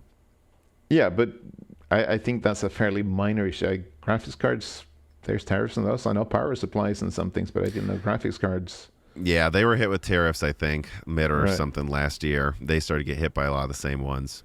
But a lot of that is then quite easily circumvented. They ship them to Taiwan first and then ship from here to the US. That's actually been happening a little bit for sure. Well, so I guess, you know, there isn't a lot of consideration for this, and is what you're saying. I guess, and I would agree that clearly I think everyone thought everything would just be hunky dory and we don't need to worry about any of that stuff anymore. But you don't see that as maybe a weakness in the industry of considering maybe things could go south in a few ways in a few areas? Could, yes, for sure. Definitely. I mean, the current situation isn't really that bad, I would say. Mm-hmm. Right now, it's what I guess we should call tensions. But if it would go beyond that, then it could get bad really quick. Mm-hmm. I mean, imagine China, even if they don't invade Taiwan, they decide to blockade Taiwan. Right, which is much more likely than, invading. Yeah, that would be a huge issue. It would be impossible to ship from here, and then what? Then Taiwan is dead. They sit there, Well, another thing I've thought of, though, I mean, like, forget invasion, like the fact that so much relies on Taiwan. I mean, what if a natural disaster happens, Like, are all of our eggs in one basket in a really dangerous way? Like, forget geopolitics. Like, that's just dangerous in general, no? Yeah, sure. I mean, and Taiwan is not exactly a stable nation in that sense. I mean, just today there were 5 earthquakes in Shinju where some of these fabs are. It's a lot of TSMC stuff are there. Luckily, it's holidays here now, so because it's Lunar New Year. So I presume not everything was up and running. I didn't see any reports of anything, at least in the news here. But the interesting thing here, which I should have mentioned as well, is the chip making industry. It's kind of daily news here. You don't see that in other countries in the same way. It's like normal daily papers here. They have or online at least, they have a section about sort of, this is just normal business news here, where they report on TSMC and all these companies. And there was another company the other day that makes silicon wafers, right? What are they called? Global Wafers. So they're one of the biggest producers of silicon wafers in the world, behind a couple of Japanese companies. And those are companies you don't hear about normally, but here is just like normal business news. And as soon as there's an earthquake or a drought or any sort of natural disaster, those are the companies that end up in the news, and it's reported on that, oh, now they're going to lose so much business, and it's really a concern here. Yeah, I mean, we've kind of been skating along, assuming everything will be great forever and we don't need to worry about half of the things we're now realizing we do. Like, do you think some prices could go up because a lot of companies are going to price this risk in and are going to try to diversify their supply chains, and like they don't want this type of disruption to ever happen again? So they're like, hey, if we can spend 20% more to minimize risk, we will. But how do you do that? That's the big question. I mean, obviously TSMC seems to have been convinced to now build fabs in other parts of the world. They're building stuff in the US now. They're going to build something in Japan, obviously not really related to this kind of stuff, but some kind of chip factory together with Sony there, right? They're going to potentially do something in Europe. There's talks about India. I don't think that's very likely, but everyone seems to want to have their own foundries now, because all of a sudden people are getting scared, possibly because of some of the rattling by China, but but even like last year, they had the worst drought here in 56 years. And that really affected a lot of things. I mean, some parts of the country had their water supply cut to like 3 or 4 days a week. And Taiwan relies entirely on rainwater for the water supply here, apart from some small desalination plants. But that cannot supply enough water to all the factories here. And outside of semiconductors, Taiwan is the biggest screw and fastener manufacturer in the world, of all stupid things. No. Yeah. I didn't know that. Yeah, see? But makes sense, though. So there's a lot of things that are being made here that people don't even know that it's like the biggest manufacturer. And there's very small things that could upend things here. I mean, there's typhoons here every year. Like there's typhoon season, but I mean, there hasn't been any really bad ones for a few years, but every few years, it's some really terrible ones. And they do a lot of destruction on the island. Luckily, there's some very high mountains in Taiwan that seems to sort of at least slow down the typhoons when they come here, unlike the Philippines, who just get completely flattened. But yeah, there's a lot of these things, and of course, people on forums, they're quick to go, oh, look, now another flooding or another power outage or blah, blah, blah, just to increase prices. But these are real things that happened. I don't know that I haven't paid attention to that, but is that what you've seen people say? Oh, now there's a flood and this is just their excuse to raise prices? Sometimes, yes. Or there's a chemicals leak or something like that. Mm-hmm. And people kind of, I think it's partially jokingly, but there's been so many of these things where there's been a natural disaster and prices have gone up and people kind of are fed up with it. You know, I and I don't, and like I said earlier, you know, my friend says, well, prices are supposed to go down. I don't know how to, what do you think can be done? Because I think a lot of this is leading to people complaining about the wrong things and attacking companies that aren't the ones actually making it more expensive. Mm-hmm. You know, do you think people are going to learn it all, or what can be, what can be done at a certain point to just like, guys, no, that really is why it's more expensive. And this thing over here, that's the real problem. Like, what can be done to, right? But if they're not willing to listen, there's nothing you can do, right? It's up to them if they want to choose to listen to reason or not. Sarcastro writes in and he says, what's up, Tom and guest? Head nod. The do-it-yourself PC community seems to have a throng of zealots, and it's misdominating the conversation of the general zeitgeist. Is the complaining about pricing, fake MSRPs, or other shenanigans making any difference to these companies? From my limited understanding of East Asian cultures, saving face seems to be of great importance culturally, but does this factor into the marketing, product recalls, or admitting serious flaws in a product? It's not saving face. You're not allowed to lose face. If you have to save face, then it's too late already. Then they don't care anyhow. That's something to consider. The culture here is, it is a hindrance in some ways when it comes to dealing with Western mindsets, at least if we put it that way. Mm-hmm. I mean, I've worked with people here that are very difficult to work with because you can't have a proper discussion with them. And if you're then coming as say a distributor or something like that to Taiwan, you want to buy something from a company here, and they're not willing to discuss with you because they feel like you're an outsider and you have the wrong opinions or whatever. Even as a journalist here, I've tried to make suggestions to companies here, and they nod and smile and go, yeah, and then behind your back they're kind of going, oh, stupid foreigner, and he doesn't know anything. That happens here, and I mean, I guess we do the same thing in our home countries when some people come there and try to convince us about something, right? But back to this question, I guess some companies care about their end customers, but these are big corporations at the end of the day. How much are they going to care? Who are you?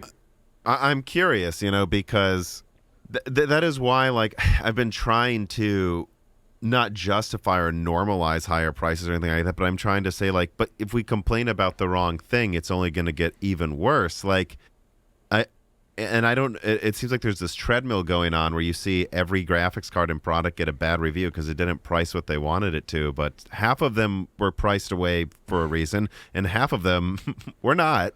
Or, and is any of this making a difference in general, really?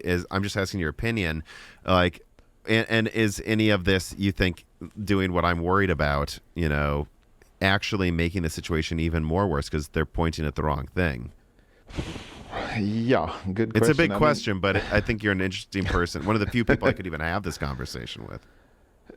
I mean, as you know, I've sort of done work for a lot of the different tech companies here, as we've discussed, and a lot of them, they don't really care about their end user. They care about their customer, which is the distributor. So as long as they keep the distributors happy and the distributors sell the product, that's it. Everyone's happy as far as they're concerned. So the problem where you want to give your feedback as a customer is kind of to the shop where you bought it, so they can go back to their distributor and complain, and then they bring the feedback back to these companies. Mm-hmm. I mean, if you look at most salespeople, for example, in Taiwan that works at these tech companies, they're technically what I would call glorified receptionists. Yeah, that might be a little bit rude, but they pick up a phone, they take an order. Mm-hmm. Whereas to me, a salesperson is someone that's going to try to upsell the customer, or they're going to at least try to convince them to buy something else or something more. I mean, I have a stupid little example from way back in the days when the Optron launched. Mm-hmm. I worked at MSI in the UK at the time, and someone came over from Taiwan, and we went around to a lot of big corporations in the UK and demoed this board and tried to get some business. No one was really interested until we ended up at a high-performance PC manufacturer called Armari Computers. They're still around these days. And I knew the guys there since I worked at the magazine, and I'd reviewed some of their stuff. And the owner said, well, you know, we don't really like MSI. We've had some really bad experiences with them in the past, but because it's you, yeah, we'll buy 5 boards and test, and if it's good, we'll buy 10 boards a week. And let's say these boards were £200 each. Mm-hmm. They were premium boards back then, like dual socket board. They probably were more. I don't remember exactly the price. And we get back to the office, and I'm like really happy. You know, look, these guys agreed to try it out, and you know. Mm-hmm. And the boss of MSI in the UK, she was like, nope, too small order. What? But these are really expensive boards. But then the sales guy, or one of the sales guys, he sold 100 boards for £20 each. It's like, but that's the same amount of money. Mm-hmm. But that part didn't click.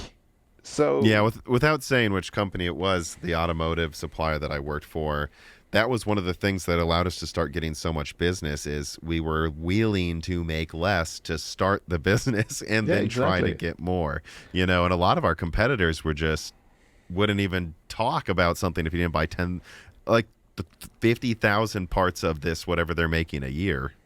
But the part they didn't understand here was the difference between their high-end products and their budget products, right? Mm-hmm. And that's why a lot of these companies are having trouble selling products as well, because their sales don't understand their product. They rather downsell than upsell. I mean, you've seen how many motherboard SKUs these companies have. There's a reason for it, because the sales are going to the design department and saying, hey, we need a cheaper model, and they make it for them because they have a customer in Indonesia or India or something like that wants to save 50 cents on a board. So then there's a new SKU. So they removed 3 audio jacks or something like that, or they removed 1 power face and cut off something else that wasn't so important. So that's why you end up with these sort of 20, 30 SKUs that these companies are doing, instead of rationalizing things and trying to upsell the customers. And mass producing something so that it's cheaper anyways to just have a few models, you mean? Well, I mean, of course, a lot of these boards, you know, they change the connector or something like that. Yeah. And they save a little bit of money, but it's still, you need to have stock keeping for this. You need to have a different production for this. You need to have inventory for everything and support for it. And, you know, it's still a lot of roundabout cost to something like this. And I don't think this is even being considered. So instead of having good salespeople that can convince the customers to buy a slightly more expensive product, they sell them something slightly cheaper. Because that's what the customer asked for. I am proud to say that Vite Ramen is a sponsor of Moore's Law is Dead. The Vite Ramen Company is an American company that pays its workers fair wages and engineered a tasty, healthy, and cheap meal that you can cook in less than 5 minutes. And these meals just got tastier with their updated version 3 of their ramen recipe. Meals aren't really healthy unless you keep coming back to eat the healthy ones, and that's what they've done with these updates to version 3. Now is the best time to order some Vite Ramen. So if you're busy, hungry, or just looking for a pre-made meal that isn't expensive, get some nudes sent to you. Click the link in the description and use the code BROKENSILICON to save 10% on your order. This helps me, this saves you money, and this supports a good company. Buy Vite Ramen today.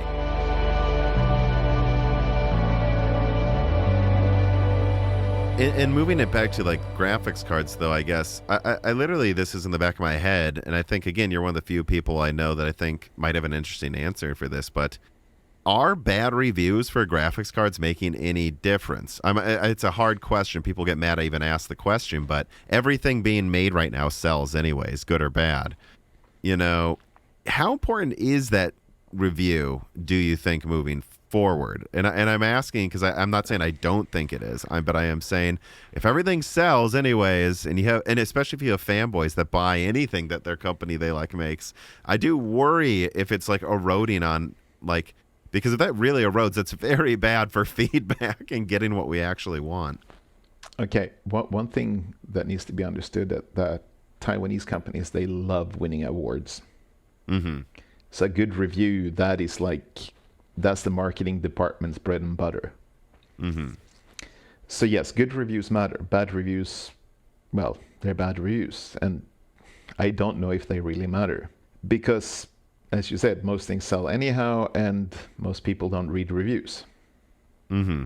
I also don't know to what extent the feedback actually ends up with people that matters in these companies. Because as a reviewer, you talk to the marketing department. They have a boss who has a boss who has a boss. That's technically how it is. I mean, obviously, I have known a lot of people over the years here, but it's very rare that you end up talking with people that matters in any of these companies. You might be meeting with some of the people in even higher up in the marketing department are technically nobody at the company. You might meet someone with director as the title, but they're technically someone who reports to someone who has three bosses above them before you get to the people that matter in the companies. Mm-hmm. And that also makes it tough to get the feedback to the right people, and those people usually don't care as long as they're making money. Mm-hmm. And you also have a sort of company culture here of the boss is always right. So if the boss says something, then everyone claps and follows along. So there's been a lot of products that have been made because the boss wanted it. The product fails, and then they quietly just discontinue that product line. Mm-hmm. Well, yeah, I mean, I guess at the end of the day, then, I don't know. I have to be careful I say this because I don't want to. I don't want to misspeak and say something that's not exactly what I mean to say. But it's like, I just do wonder that, though, a lot of the reviews, like how much of it is not just trying to tell the company what you want, but like accepting something and going, at the end of the day, the only way that this is really going to change is based on what people buy. And so, like, if inadvertently your reviews are telling people to always spend more money or that it's okay to act a certain way, I think that's what's, eroding a lot of these practices of honest pricing and stuff that we're dealing with right now. Yeah, I would sort of agree with that, yes. Mm-hmm. Like, and I don't know what a lot of, again, you were a reviewer, so I think you're someone who can speak about this quite probably with some passion. Like, I think a lot of people don't know what to do anymore if nothing is easily priced when it comes out, and it's not what they said it was going to be, and you have to guess. But I would almost wonder, like, maybe you don't need day one reviews. Maybe you can just wait a week so that you can evaluate the market of a product. I mean, okay. So I'm one of the few people around, I guess, these days that are still kind of in the industry that started at a magazine and then went on to working online. When you were doing magazine reviews, there was no day one reviews. There was no such thing because we couldn't publish the magazines in that way. We had set publishing dates, right? It took at least 30 days to produce an issue.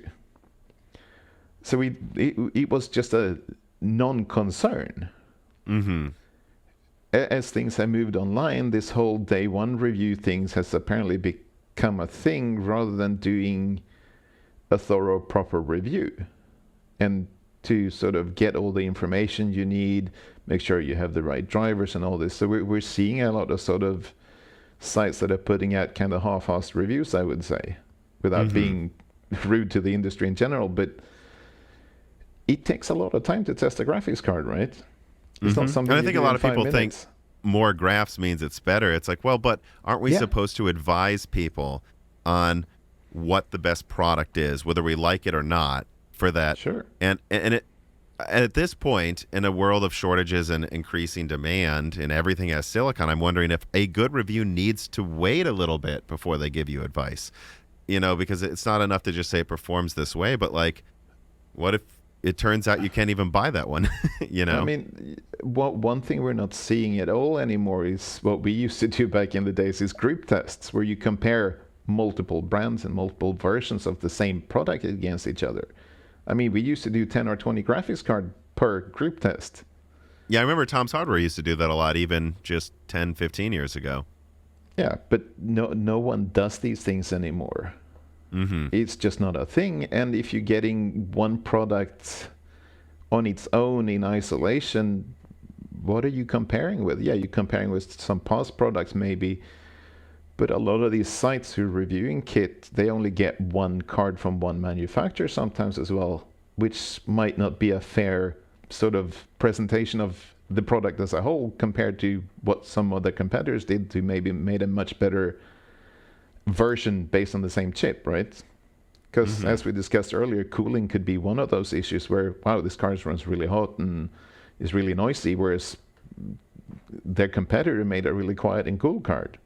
And you just got one bad sample, or yeah, that too. It was cherry picked, from the other side of it. Well, which also happens, of course. Mm-hmm. It's interesting too, because people worry about cherry picking, complain about cherry picking, but it's like the way reviews are handled right now. You've incentivized these companies to cherry pick because you rely on them to get a day one thing. You try to rush it out, so you're probably not testing multiple of them. Cherry picking wouldn't be a thing if people didn't set up the entire review process to favor cherry picking going really well for a company. But this is also why I think we're seeing at least some publications buying their own samples. Yes, but which is good. But it's not how it should have to be, right? And it's not how it was. I mean, back in the days, you contacted a PR company, and obviously they got the sample for you, and they didn't at least appear to be cherry picked, and there were rarely sort of some clear differentiation if you had 10 of the same card, unless you got a gain word card that was always slightly faster.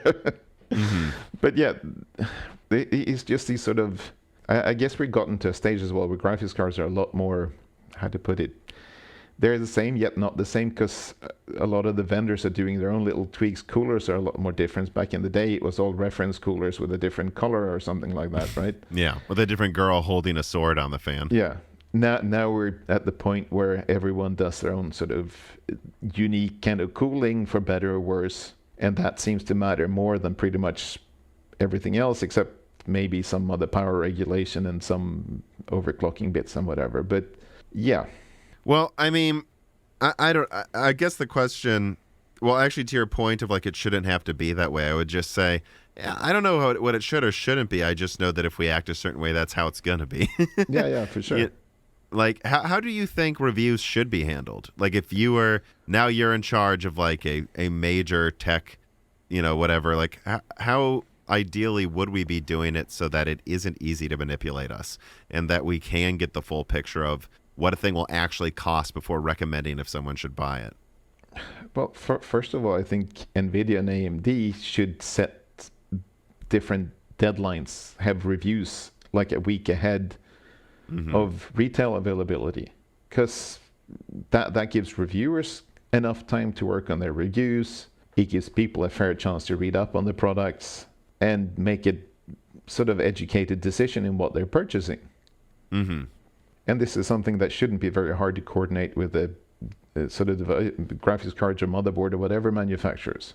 Well, yeah, but again, I think you're starting to see Nvidia use that to their advantage, though. They're like, we're pushing up the 3050 review day because we know it's going to get better reviews than the competition, and we also know it's not really going to cost what we told you it was going to cost. So if we just push up the reviews, actually, we can use that to manipulate people to buy it more.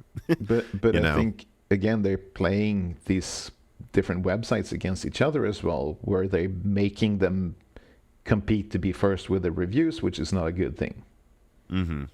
I think a good question to ask, though, on that is, do you have to be day one? And everyone hears me and goes, I think it goes for like video game reviews as well, by the way, where everyone assumes they have to be day one. I release graphics card reviews months after they launch because it's not my focus. And no, I don't get as many views as the big review sites, but I can tell you what, when I look around at a lot of similar sized YouTube channels to mine in terms of subscribers, my graphics card reviews seem to get substantially more than some people that just get 5,000 to 10,000 views on day one, and I'll get 30,000. And it's like, yeah, I think it's because they're going to hear something they haven't before. I didn't need to be first. I just needed to take my time.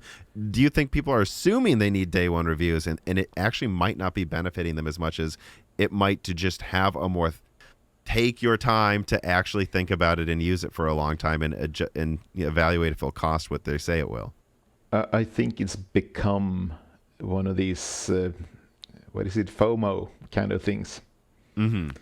Right? If you don't get to read a day one review, you missed out and you're not in the know kind of thing as well. Because there's obviously a part of this community that is always wants to be on top of the latest and know before everyone else, right? Mm-hmm. That's why we're having so much speculation and rumors and things that people are reading that are interesting. I mean, that's what you make a living out of, to cater to all these people, right? Mm-hmm. But at the same time, I don't know if it really matters. I mean, I've seen what Wizard over at Tech Power Up is doing, and he puts up some day one reviews, but he also puts up some reviews the day after and a week after, and I think he has... I obviously don't know the stats on these things, but I presume he has a good readership on it, and there seems to be a similar amount of comments on those kind of week later reviews, and sometimes it's certain... Right. Everyone is FOMO, yeah. But has anyone asked, is it wasted? Like, is it maybe, you're only hurting yourself by being first, in fact? Well, I guess some people have already decided they're going to buy the next card from Nvidia or AMD or whatever. Mm-hmm. So the reviews don't even matter to them because they've already said, oh, I'm going to buy this and that's what I've saved up for, Mm-hmm. So the reviews might not even matter, and then they go back and read them, and then they're sort of having regrets instead. Or they only look for the reviews that tell them they were smart. They buy it, then they read the review because they're excited it's going to arrive. Yeah, a lot of people want to verify their purchases as well, right? It's like, yeah, I bought the right card. And Tick Dickler writes in, and he says, is there anything in the tech media space that you particularly look down on? The communication to the mainstream has a lot of bad actors with the same comprehension of current events that I do of buffing with my cards, just enough to confidently butcher it completely. If you also see a pattern of deterioration, who would you blame? And I think he is, kind of touching on things we've been discussing, like a lot of people are complaining about this price, or, a flood happened, so now they're using that as an excuse. And it's like, no, it's not a false flag operation. Like, that flood actually did make the price go up that month. Like, who is to blame for this happening where people aren't seemingly paying? I don't think, I think a lot of people are getting very mad at certain things that are the easy things to get mad at that aren't actually the issue. And, I don't know. There's definitely some people who think they're better than everyone else. Mm-hmm. I mean, I'm sure you have some idea of some of your YouTube friends who are sort of, we're the biggest, we're the best, and I don't like that. I mean, there's a certain person that has a certain reputation and who gets a lot of his requests accepted by the companies. They treat him sort of like royalty, and I don't think that's cool because we're all in the same industry, and just because you manage to become slightly bigger than everyone else, what does that? Why do you deserve a preferential treatment? Well, and I'll say that there have been times where I feel like if I disagree with a channel that's substantially bigger than mine, and a lot of times I think they didn't even realize they were doing it and then pulled back, but there's this knee-jerk reaction, I'm so big, how dare anyone disagree with me? I better bully the other opinions out there online. And it's like... That's also not pleasant. I mean, I've over the years I've been in the industry, I've tried to make friends with everyone. I know people, like tech journalists from all over the world, and obviously I'm a bit of a silly guy and I make some stupid jokes sometimes. Not everyone appreciates that. First time I met Tom, I said, oh, so you're the famous dentist, and he got so pissed off with me. I certainly am guilty of that too, where, let's be fair, I can be flippant, and I think people take that as a direct attack, and I'm like, I didn't mean it, but yeah, go on. It was just a stupid joke kind of thing, but yeah, I've had some people that just won't talk to me again after that. But again, I think the industry on a whole has at least been very good. It's been a lot of nice people out there that I met over the years.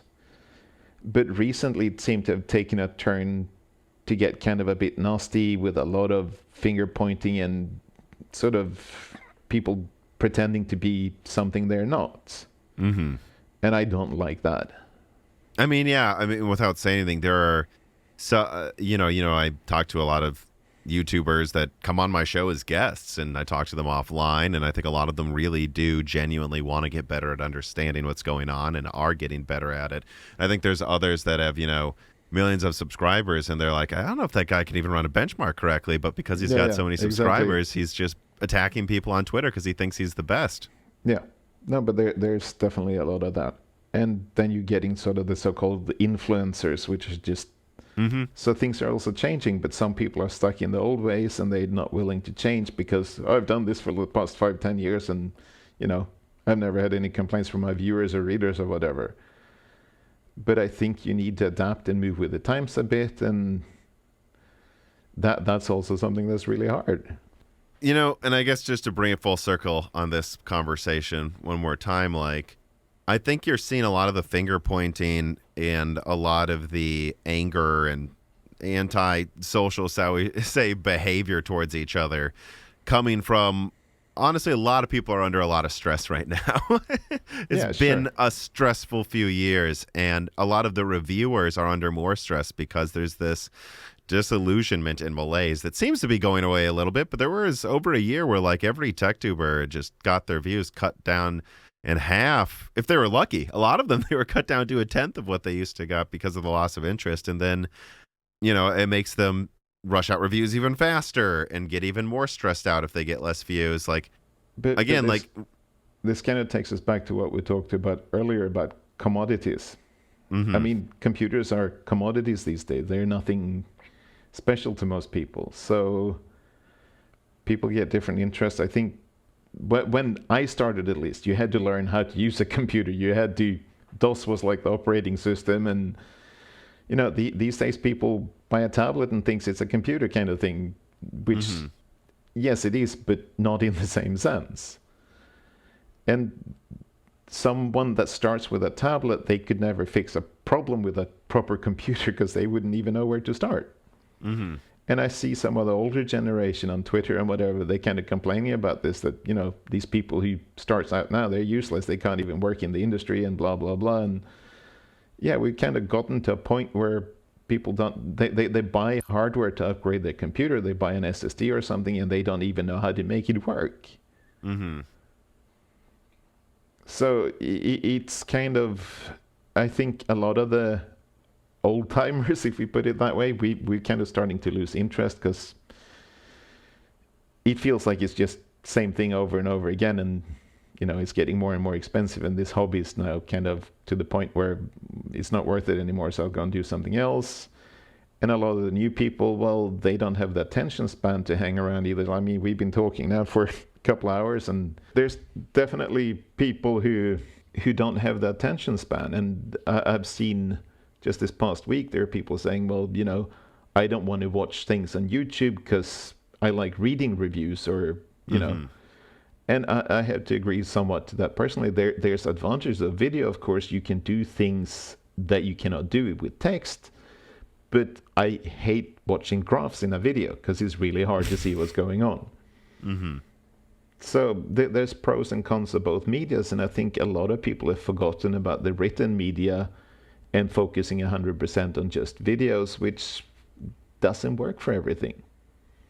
Well, but there is still a market out there. Like Broken Silicon's been a very successful podcast, relatively speaking. To like, you look at a lot of live streams on a lot of bigger channels or their podcasts, and it's like, yeah, it gets like this many views. Broken Silicon is successful, I think, because we're willing to talk this long, and there is a market for that.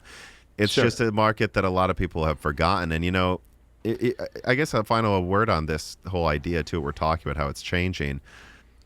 I was throwing this idea around with my brother, the co-host of Broken Silicon News episodes the other day. It's like everyone keeps talking about like, oh, let's make gaming bigger. Let's make our hobby bigger. Let's get more gamers, more people building PCs. That'll make the hobby bigger, and that makes everything better. And I think to a certain degree it does make things better, but also to a certain degree, look, the more percentage of people that do a thing, the less it's going to be an informed hobby, and the more it's going to be about, I mean, if only the true geeks were building PCs, then all reviews are going to be super technical and ask hard questions because we're dorks. I want my entire channel is asking questions that I think I literally, when I make videos, I'm like, what is an opinion other people are going to forget? Or what is something that no one's asking about this? But the bigger this hobby gets, then that means less of them are as hardcore, and it is going to dilute kind of the reviews. And some people just like playing games. Mm-hmm. They have no interest in the hardware. They just want a PC that runs all their games, and that's that. Mm-hmm. Which is I'm going to say something controversial, and I mostly game on PC, but I think the PC gaming renaissance that brought down prices to ridiculous levels, again, actually competing with console price performance, was insane. Not true anymore, clearly, but that brought in a lot of gamers that wouldn't have considered a PC otherwise. And I've said something controversial to some of my friends who are like, yeah, but if a gaming PC costs this much and does this, isn't that more expensive even than getting that performance on a laptop? And I'm like, yeah, right now it kind of is. Yeah, and he's like, well, then why would I build a PC? And I'm like, maybe you shouldn't. Maybe not everyone is supposed to be a PC gamer. Maybe not everyone is an enthusiast, but it's been marketed in a way that it's like everyone can have this God PC, and now they're finding they can't, or there's drawbacks to it. And people are asking, well, why can't it just do what I want it to? And it's like, well, this is for dorks, though. This isn't supposed to be for everyone. No, but a good example is my cousin. He's in his 60s. He's been a console gamer for years. He's a huge Sony fanboy. He has all his PlayStation consoles still tucked away, sort of in storage. Mm-hmm. And he bought a PC maybe, was that 10 years ago or something like that. And he hated it because he didn't understand how to use it properly. Yeah, it's okay for getting online and watching movies on and whatever, but he was not at all a PC gamer. And yeah, he has a computer because he needs something else to get online with than his phone kind of thing. Mm-hmm. But he's a huge gamer, and he buys all the latest games and consoles and, well, Sony consoles at least. So there's obviously people who just want to play games and they don't care about the hardware inside. Mm-hmm. And I think this influx has catered a lot of the reviews and stuff to be simplified or be more about being, I worry more about being first and less about asking hard questions, Yeah, for sure. And I think also something that's being forgotten is sort of the fact that these are corporations. We're not here to serve them. We're here to actually ask them questions and sort of make them sort of stand up and go, hey, hang on, what's going on? Sort of thing. Mm-hmm. Whereas most media these days, they're just kind of being nice and playing along and giving out awards. But if everyone just gives only good or only bad reviews, people stop paying attention, though, because if it all sounds the same, And I do think that's something this industry is going through, again, for better or worse, is I think we are going to come out of this with another great era in a few years. And I think things will start to get better, but it's rough right now, guys. and half of it, we did it to ourselves, honestly. I think it's time to start winding this down. Let me see here, though. Ooh, that one guy writes, and it says, hi, Tom and Lars. Thank you for sharing your links with us, and I read through it, and all the components that had you employ, all of the companies that employed you. I recognize two of them, Cooler Master and MSI. Ironically, those two companies only had you employed for 5 or 7 months while you stayed away longer in jobs reviewing components, writing about them in other technologies. And then you ended up managing your own company, freelancing for Gigabyte, Asus, etc., leading a startup, and then managing again at a consulting company for 5 years in Taipei. That's awesome. It seems like you made quite the evolution. What did you learn about working for those bigger companies and your motivation in working with or not with them in general? Well, I learned that all these large corporations are a lot more incompetent than you'd think. It's really quite surprising. And at least the Taiwanese companies, they have way too many employees that are only given single tasks to do. So if this is your job, that's all you do. You don't step outside your box, because then your boss will come and slap you. It's completely unlike anything I was used to when I moved here, because I'm used to people kind of taking responsibility and trying to grow in their jobs and trying to take on more work when there's downtime and trying to help out. It just doesn't happen here. No one wants responsibility. It's hands off if they can. It's really quite strange to me. Mm-hmm. And, you know, at one point I was offered a job here by one of the large companies. The person who was going to be my boss there took me around and introduced me to a lot of people. And I hadn't signed a contract at this point.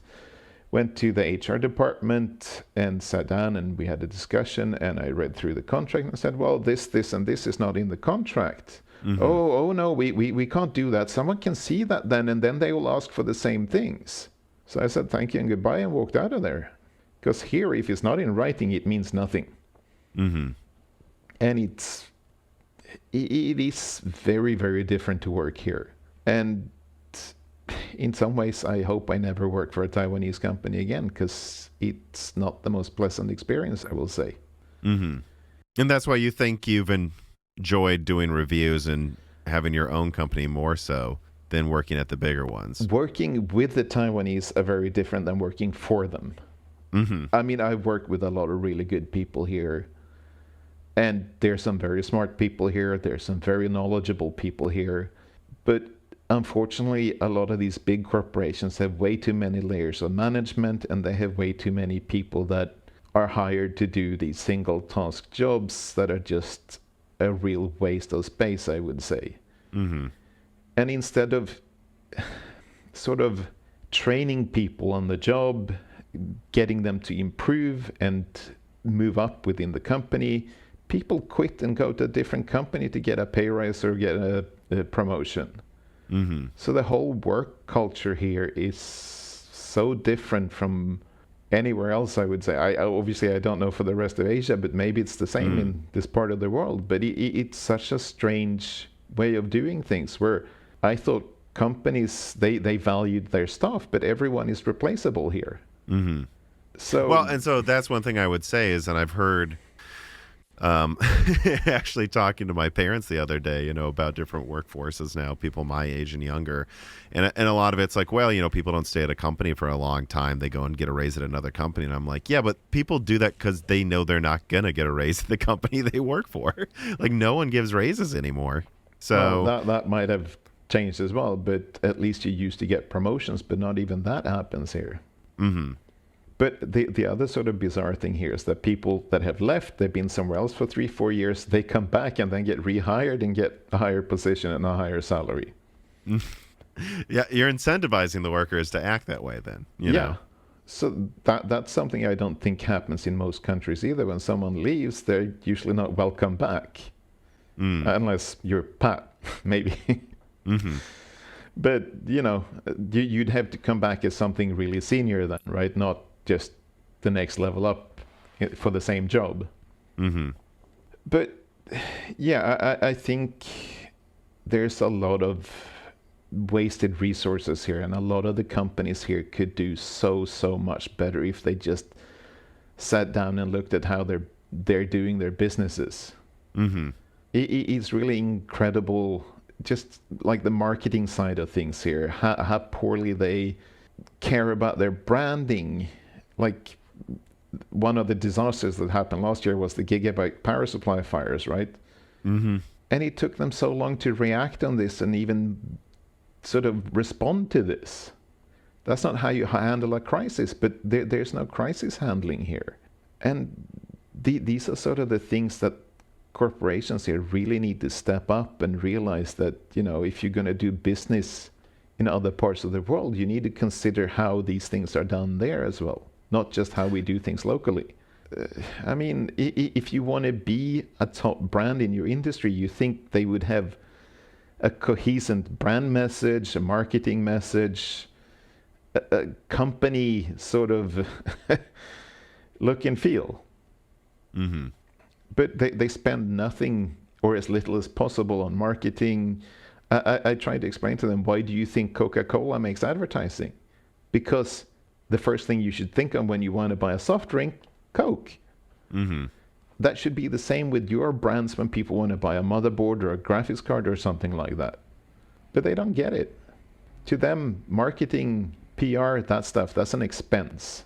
So unless you can show on a spreadsheet that this expense gives you this much in return, it's not a consideration. Well, that's the thing too about marketing, that I do wonder in this age of like, and it becomes a greater question that we that we don't need to answer, but I do wonder how much of marketing right now is just, well, we're pretty sure we're making more money, so we should spend this much on it, and there's no thought put into if that's actually getting anyone to buy your product. I think there's a lot of bloat. Yeah, for sure, but they're not spending more. They're spending less on marketing because they know it still sells now.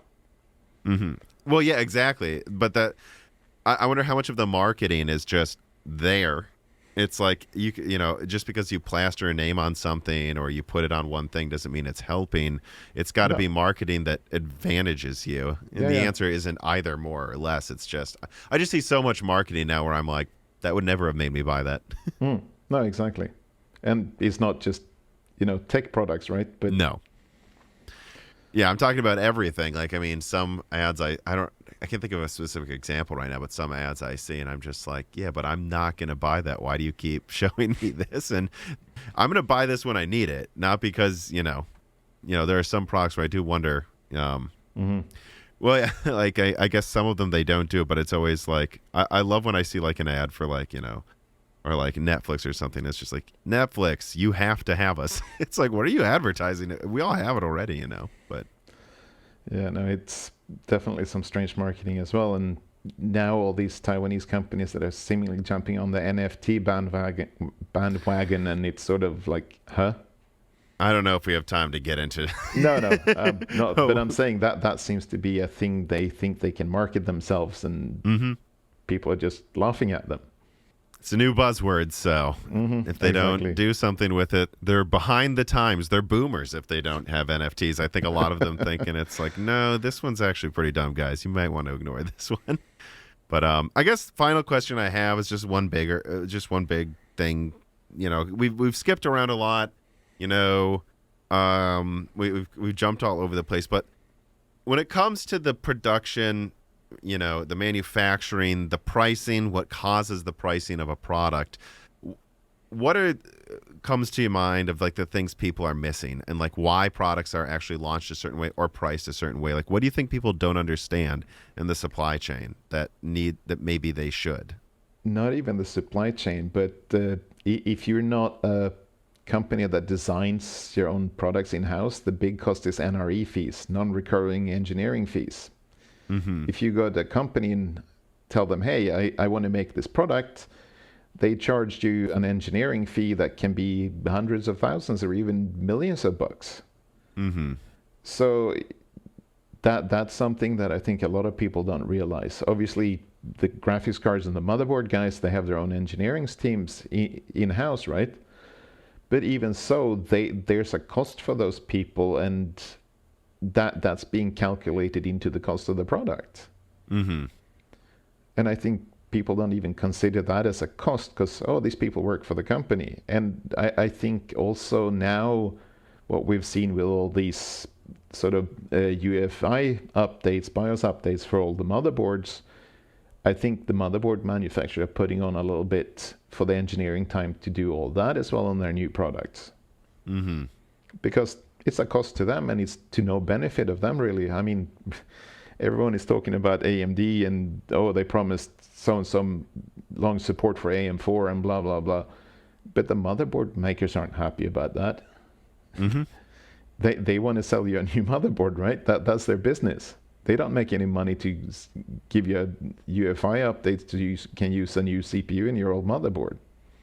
Right, and I think people miss that too because they'll go, well, Intel sells a lot of the chipsets, and AMD makes their chipsets too a lot of the time, and well, they make you upgrade motherboards because Intel's making more money every time you buy a new motherboard, and it's like some of that. Well, that's definitely true, but also the motherboard makers want them to, so Intel's being rewarded by the motherboard makers for doing this because they're like, yeah, we're going to work with Intel because we're going to make more money working with Intel.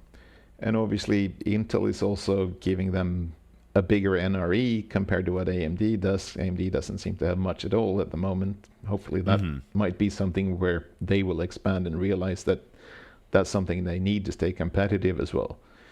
because a lot of the Intel motherboards, especially the low-end products, they rely heavily on getting that kickback from Intel for their advertising money that's supposed to go to their distribution partners and whatever, but ends up in the motherboard manufacturer's pocket instead. Mm-hmm. Yeah, and I do wonder, like, this longevity sorry, thing. I said NRE, I meant MDF. Oh. Market Development Fund. Yeah, Mm-hmm. I knew what you were talking about. Yeah, I completely mixed up the term there. But yeah, obviously, those kind of things matter for these companies as well, especially for the sort of low margin products. Mm-hmm. But I think we'll also, the cost that we're not seeing is probably the fact that these companies now have realized that they need to have a little bit more padding in the revenue of these products, especially the higher end boards. So they've started to retain more of the revenue from these products, which has meant higher prices too. Mm-hmm. I mean, traditionally, these guys had 10%, 15% margin on motherboards. Some companies now have up to 30% margin, maybe even more. So there's a change in mindset from these companies as well, that, well, we sell more premium products now, so we should retain more of the revenue from these products. So it's not necessarily cost with developing the products, but the companies are changing the way they're doing business a little bit. Well, I think you saw, for example, just play devil's advocate for like why that's not always malicious is, AMD made the 4870, of course, which is famous for basically, I think that was during Nvidia's Terascale architecture, like basically making something 90% as good as what Nvidia had, while using less energy, and then it costs like 200. They're selling those things for like half the price or less of Nvidia, and they took market share. But how much market share did they take? They were above 55%. Well, whatever. So even if Nvidia is selling 40%, right? Partners? Exactly, their partner AMD.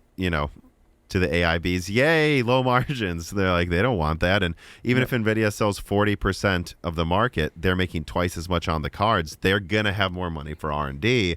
And there's a certain amount of this where I just think a lot of AMD's actions were stupid. I mean, it's like, I'm sorry, it was nice. And I do think they should try to charge less than Nvidia, but charging that much less almost bankrupted their company because Nvidia just had more money to keep spending every year.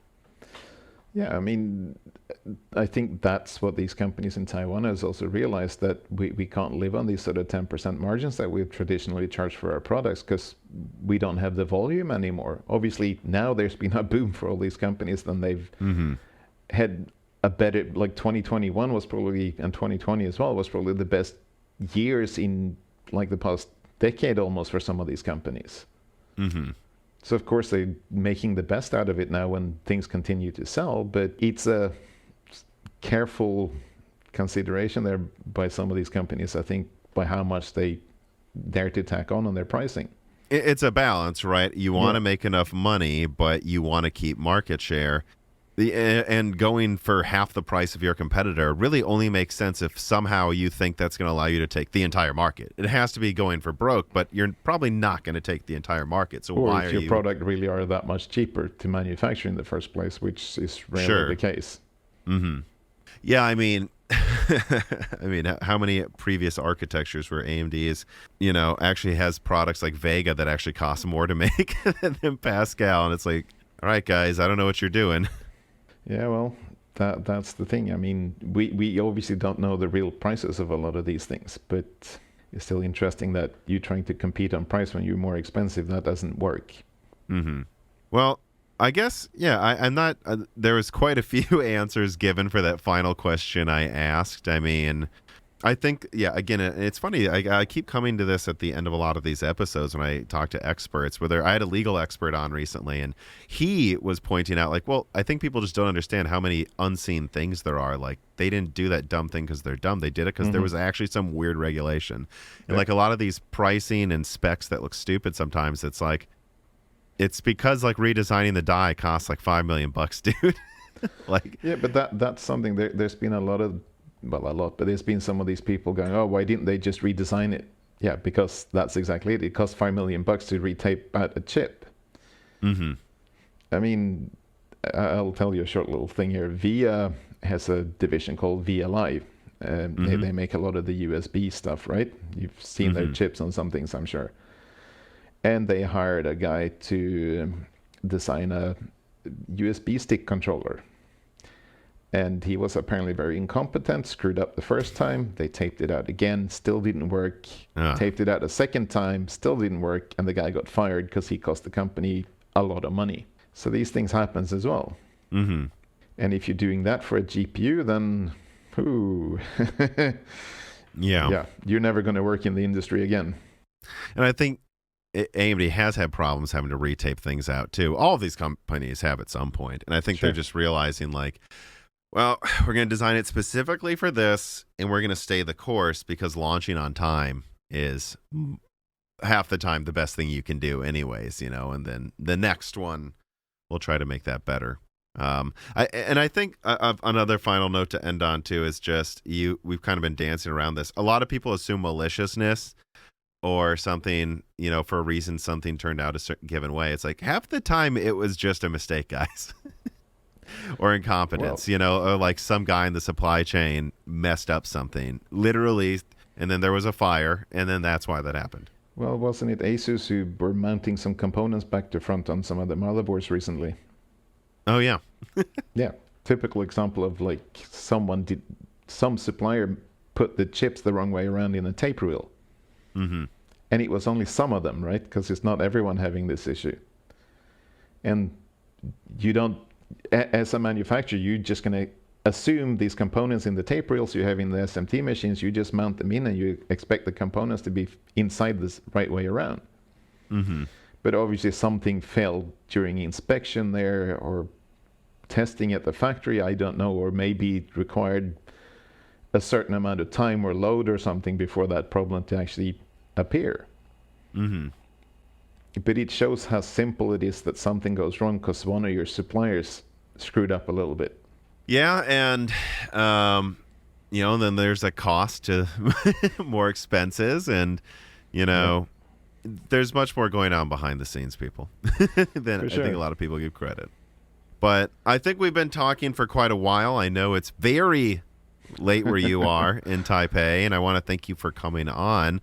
Thank you. Any last words or thoughts, or anything you want to plug, your LinkedIn's in the description if someone wants to hire you or something. I am looking for a job, but yeah, that would be it. But I am sort of planning to leave this part of the world, so I'm looking for somewhere in Europe. So if someone is listening and looking for someone with my strange background, please let me know. I mean, to be honest, it sounds ridiculous, but there probably is. I mean, if you look at the people that listen, you'd be surprised how many people in the industry, or maybe you wouldn't, because who's actually interested in this stuff. People who work in the industry are probably in Europe, and will check out your LinkedIn now. So all I can say is, for the past couple of years, you've been someone that I reach out to every now and then to get your opinion on things or ask if this makes sense. And at least as someone who doesn't work in the industry and opinion doesn't matter, at least from my perspective, you've always had a level of input and thought put in that I think less people have than people realize. So, I mean, I guess my word may be worth nothing, but I recommend you. I'm glad to hear that. Thank you. All right. Well, thanks for coming on, and thank you, everybody, for listening. This podcast was brought to you by the YouTube channel and website Moore's Law is Dead. Moore's Law is Dead and Broken Silicon are trademarks of their creator, Tom. That guy is me, and I am indeed the creator, editor, writer, and showrunner of Moore's Law is Dead podcasts, videos, articles, and other media. However, I don't do this alone. Moore's Law is Dead is a team, with Broken Silicon co-hosted by my brother, Dan, audio editing by Gerard Cortez, and special assistance by Carbon Cry. Find all of our information, including the information of sponsors you can support, at www.mooreslawsdead.com. If you would like to send fan mail or hardware to us, please mail parcels to Moore's Law is Dead at P.O. Box 60632 in Nashville, Tennessee, zip code 37206. And speaking of fans, patrons are what makes Moore's Law is Dead content possible. The aging business model of spamming ads all over the content is dying. The future of media will be built on fans paying for the content they actually want to exist. And so if you have the extra money, but only if you do, please consider supporting us. For just $2 a month, you get access to the exclusive podcast Die Shrink, voting on subjects of future podcast episodes, the ability to have your questions read aloud on Broken Silicon, Die Shrink, and Loose Ends, and of course, access to the Moore's Law's Dead Discord full of like-minded people who would love to meet you and talk to you about computer hardware. I am one of them. Additionally, higher tiers get access to ad-free episodes of Broken Silicon, the entire back catalog of Flyover States podcasts and other projects Moore's Law's Dead has done, and thanks in the credits of videos and other perks as well. And hey, if you can't afford to support us, please do share Moore's Law's Dead videos and podcasts with friends and family on social media, Reddit, and forums. And give Broken Silicon a 5-star review on Apple Podcast or your preferred podcast app. All of this really does help so much. And if you'd like to advertise on the podcast, hire Tom for consulting, or are a person of interest who would like to be a guest, please reach out to the email address mlhbdead@gmail.com. But as I said, this podcast would not be possible without its patrons supporting it, and so now it is time to give a personal thanks to the greatest of the fans. The following supporters are at the 10 gigahertz or higher producer levels: Brad Medlin, Anthony Gruffa, GUK, Benny Berlin, Justin Yant, Thomas Rupp, I Love You, Lynn and Jim, Ivan K, Tom Bailey, Muhammad Akwari, Frederick Lau, Lin Yi, Justin Paris, Zachary Martin, Terrence Herod, Drita Full, Phil S, D31337 Antics, Jackson A. Miller, Jesse Jaskowiak, Josh Law, JBG, Travis Gooding, Mechanical Philosopher, Ewoking Kilo, Fatboy Dstrew, Daniel Hyde, A Guy in PA81, Nathan Mose, Coal Addict, Matt Salem, Aaron Close, F7GOS, Matthew Landavazo, My Name is Nobody, Judson N. Alethros, Jensen Wang, Hey There's a Kitty, Greg T. Wanchik, Rentaro Matsukata, John Jameson, Sam Venzel, Matthew Lane, Mark Raidmaker, Jane Ranner, Chris Licata, Michael McGee, Meyer Tech Rants, Eric Jackson, Jonathan, Patrick Groh, 3DS Boy 08, Dominique Cox, Stefan, Original Ross, Sandy, Garrido, Saunderson, Joaquim Hagen, Teak Autumn, Sol Connor, Michael Costa, Andrew S. C. Chitz, Aaron Keith, Gregory S. Acker, Hexapuma, Tom Sanfilippo, Justice Brennan, Zutsu Taylor, Trevor Powers, Stu, Elenia, Nanon, Daniel Nishbal, Franco Frederick, Dan Galanowski, Ian Clifford, Axel Cisneros, Leighton Perry, Joseph Kerriman, Brett Summers, Blake, Donovan Russell, Noah Nicoella, Zlicki, Martin Porshegi, David Cowden, Ricky Tanhulen, Patrick J.S., Justin Staples, Freddie Canos Jr., Stephen Coates, Kiwi Phil Brucha, Jeremy So, Michelle Pell, Silvanos, Eddie Del Castillo, Jacob Laster, Luis Correa, Deke, Otiv Kurtz, Tyler Lindley, Tim Robbins, Jake Dude 23, Brian Regelman, Justin Gower, Caillou Markelli, Dave McCoy, Valco Malev, Gabe Langner, Ronnie, DNA Tech, Michael Deaton, MJB1, Maurice Courtois, Wesley Sager, Sarcastro, Mai Sharona, Y. Troy, Roman, William W. Draper, Arat, Spampton, G. Spampton, Henry Zhang, Stephen Hart, Christopher A. Butler, Greg, Peter Moore, Amy Will Chief, Justin Thomas, Sam Miller, Sammy Malas, James Anderson, Shakir, Nick Rakin, Holden Mobley, Matthew Lazier, Arpit Sharma, Meet and Pork, Jimmy NG, Mads, Matthew Lazier, Benjamin Oshley, Mark Mitchell, Shield TV, Kuto, Aaron, John Wisink, Mohammed, John DeBunt, Pulse Media, Sean Ashmont, Daniel Dewar, Stephen Chang, JSMMH, Georgie Kostadanov, PC Beast 22, Reginald Ari, Narithiel, Ivan, Charles Russell, Hall Buma, Arkarsh Editya, The Grid, Andrew S., Chris Rich, Joaquim Hagen, Desist, Josh Law, Aiden, Chris P. Bacon, Christine, Zabit03, and Paul Zagartowski. And thank you to Sahara for the music.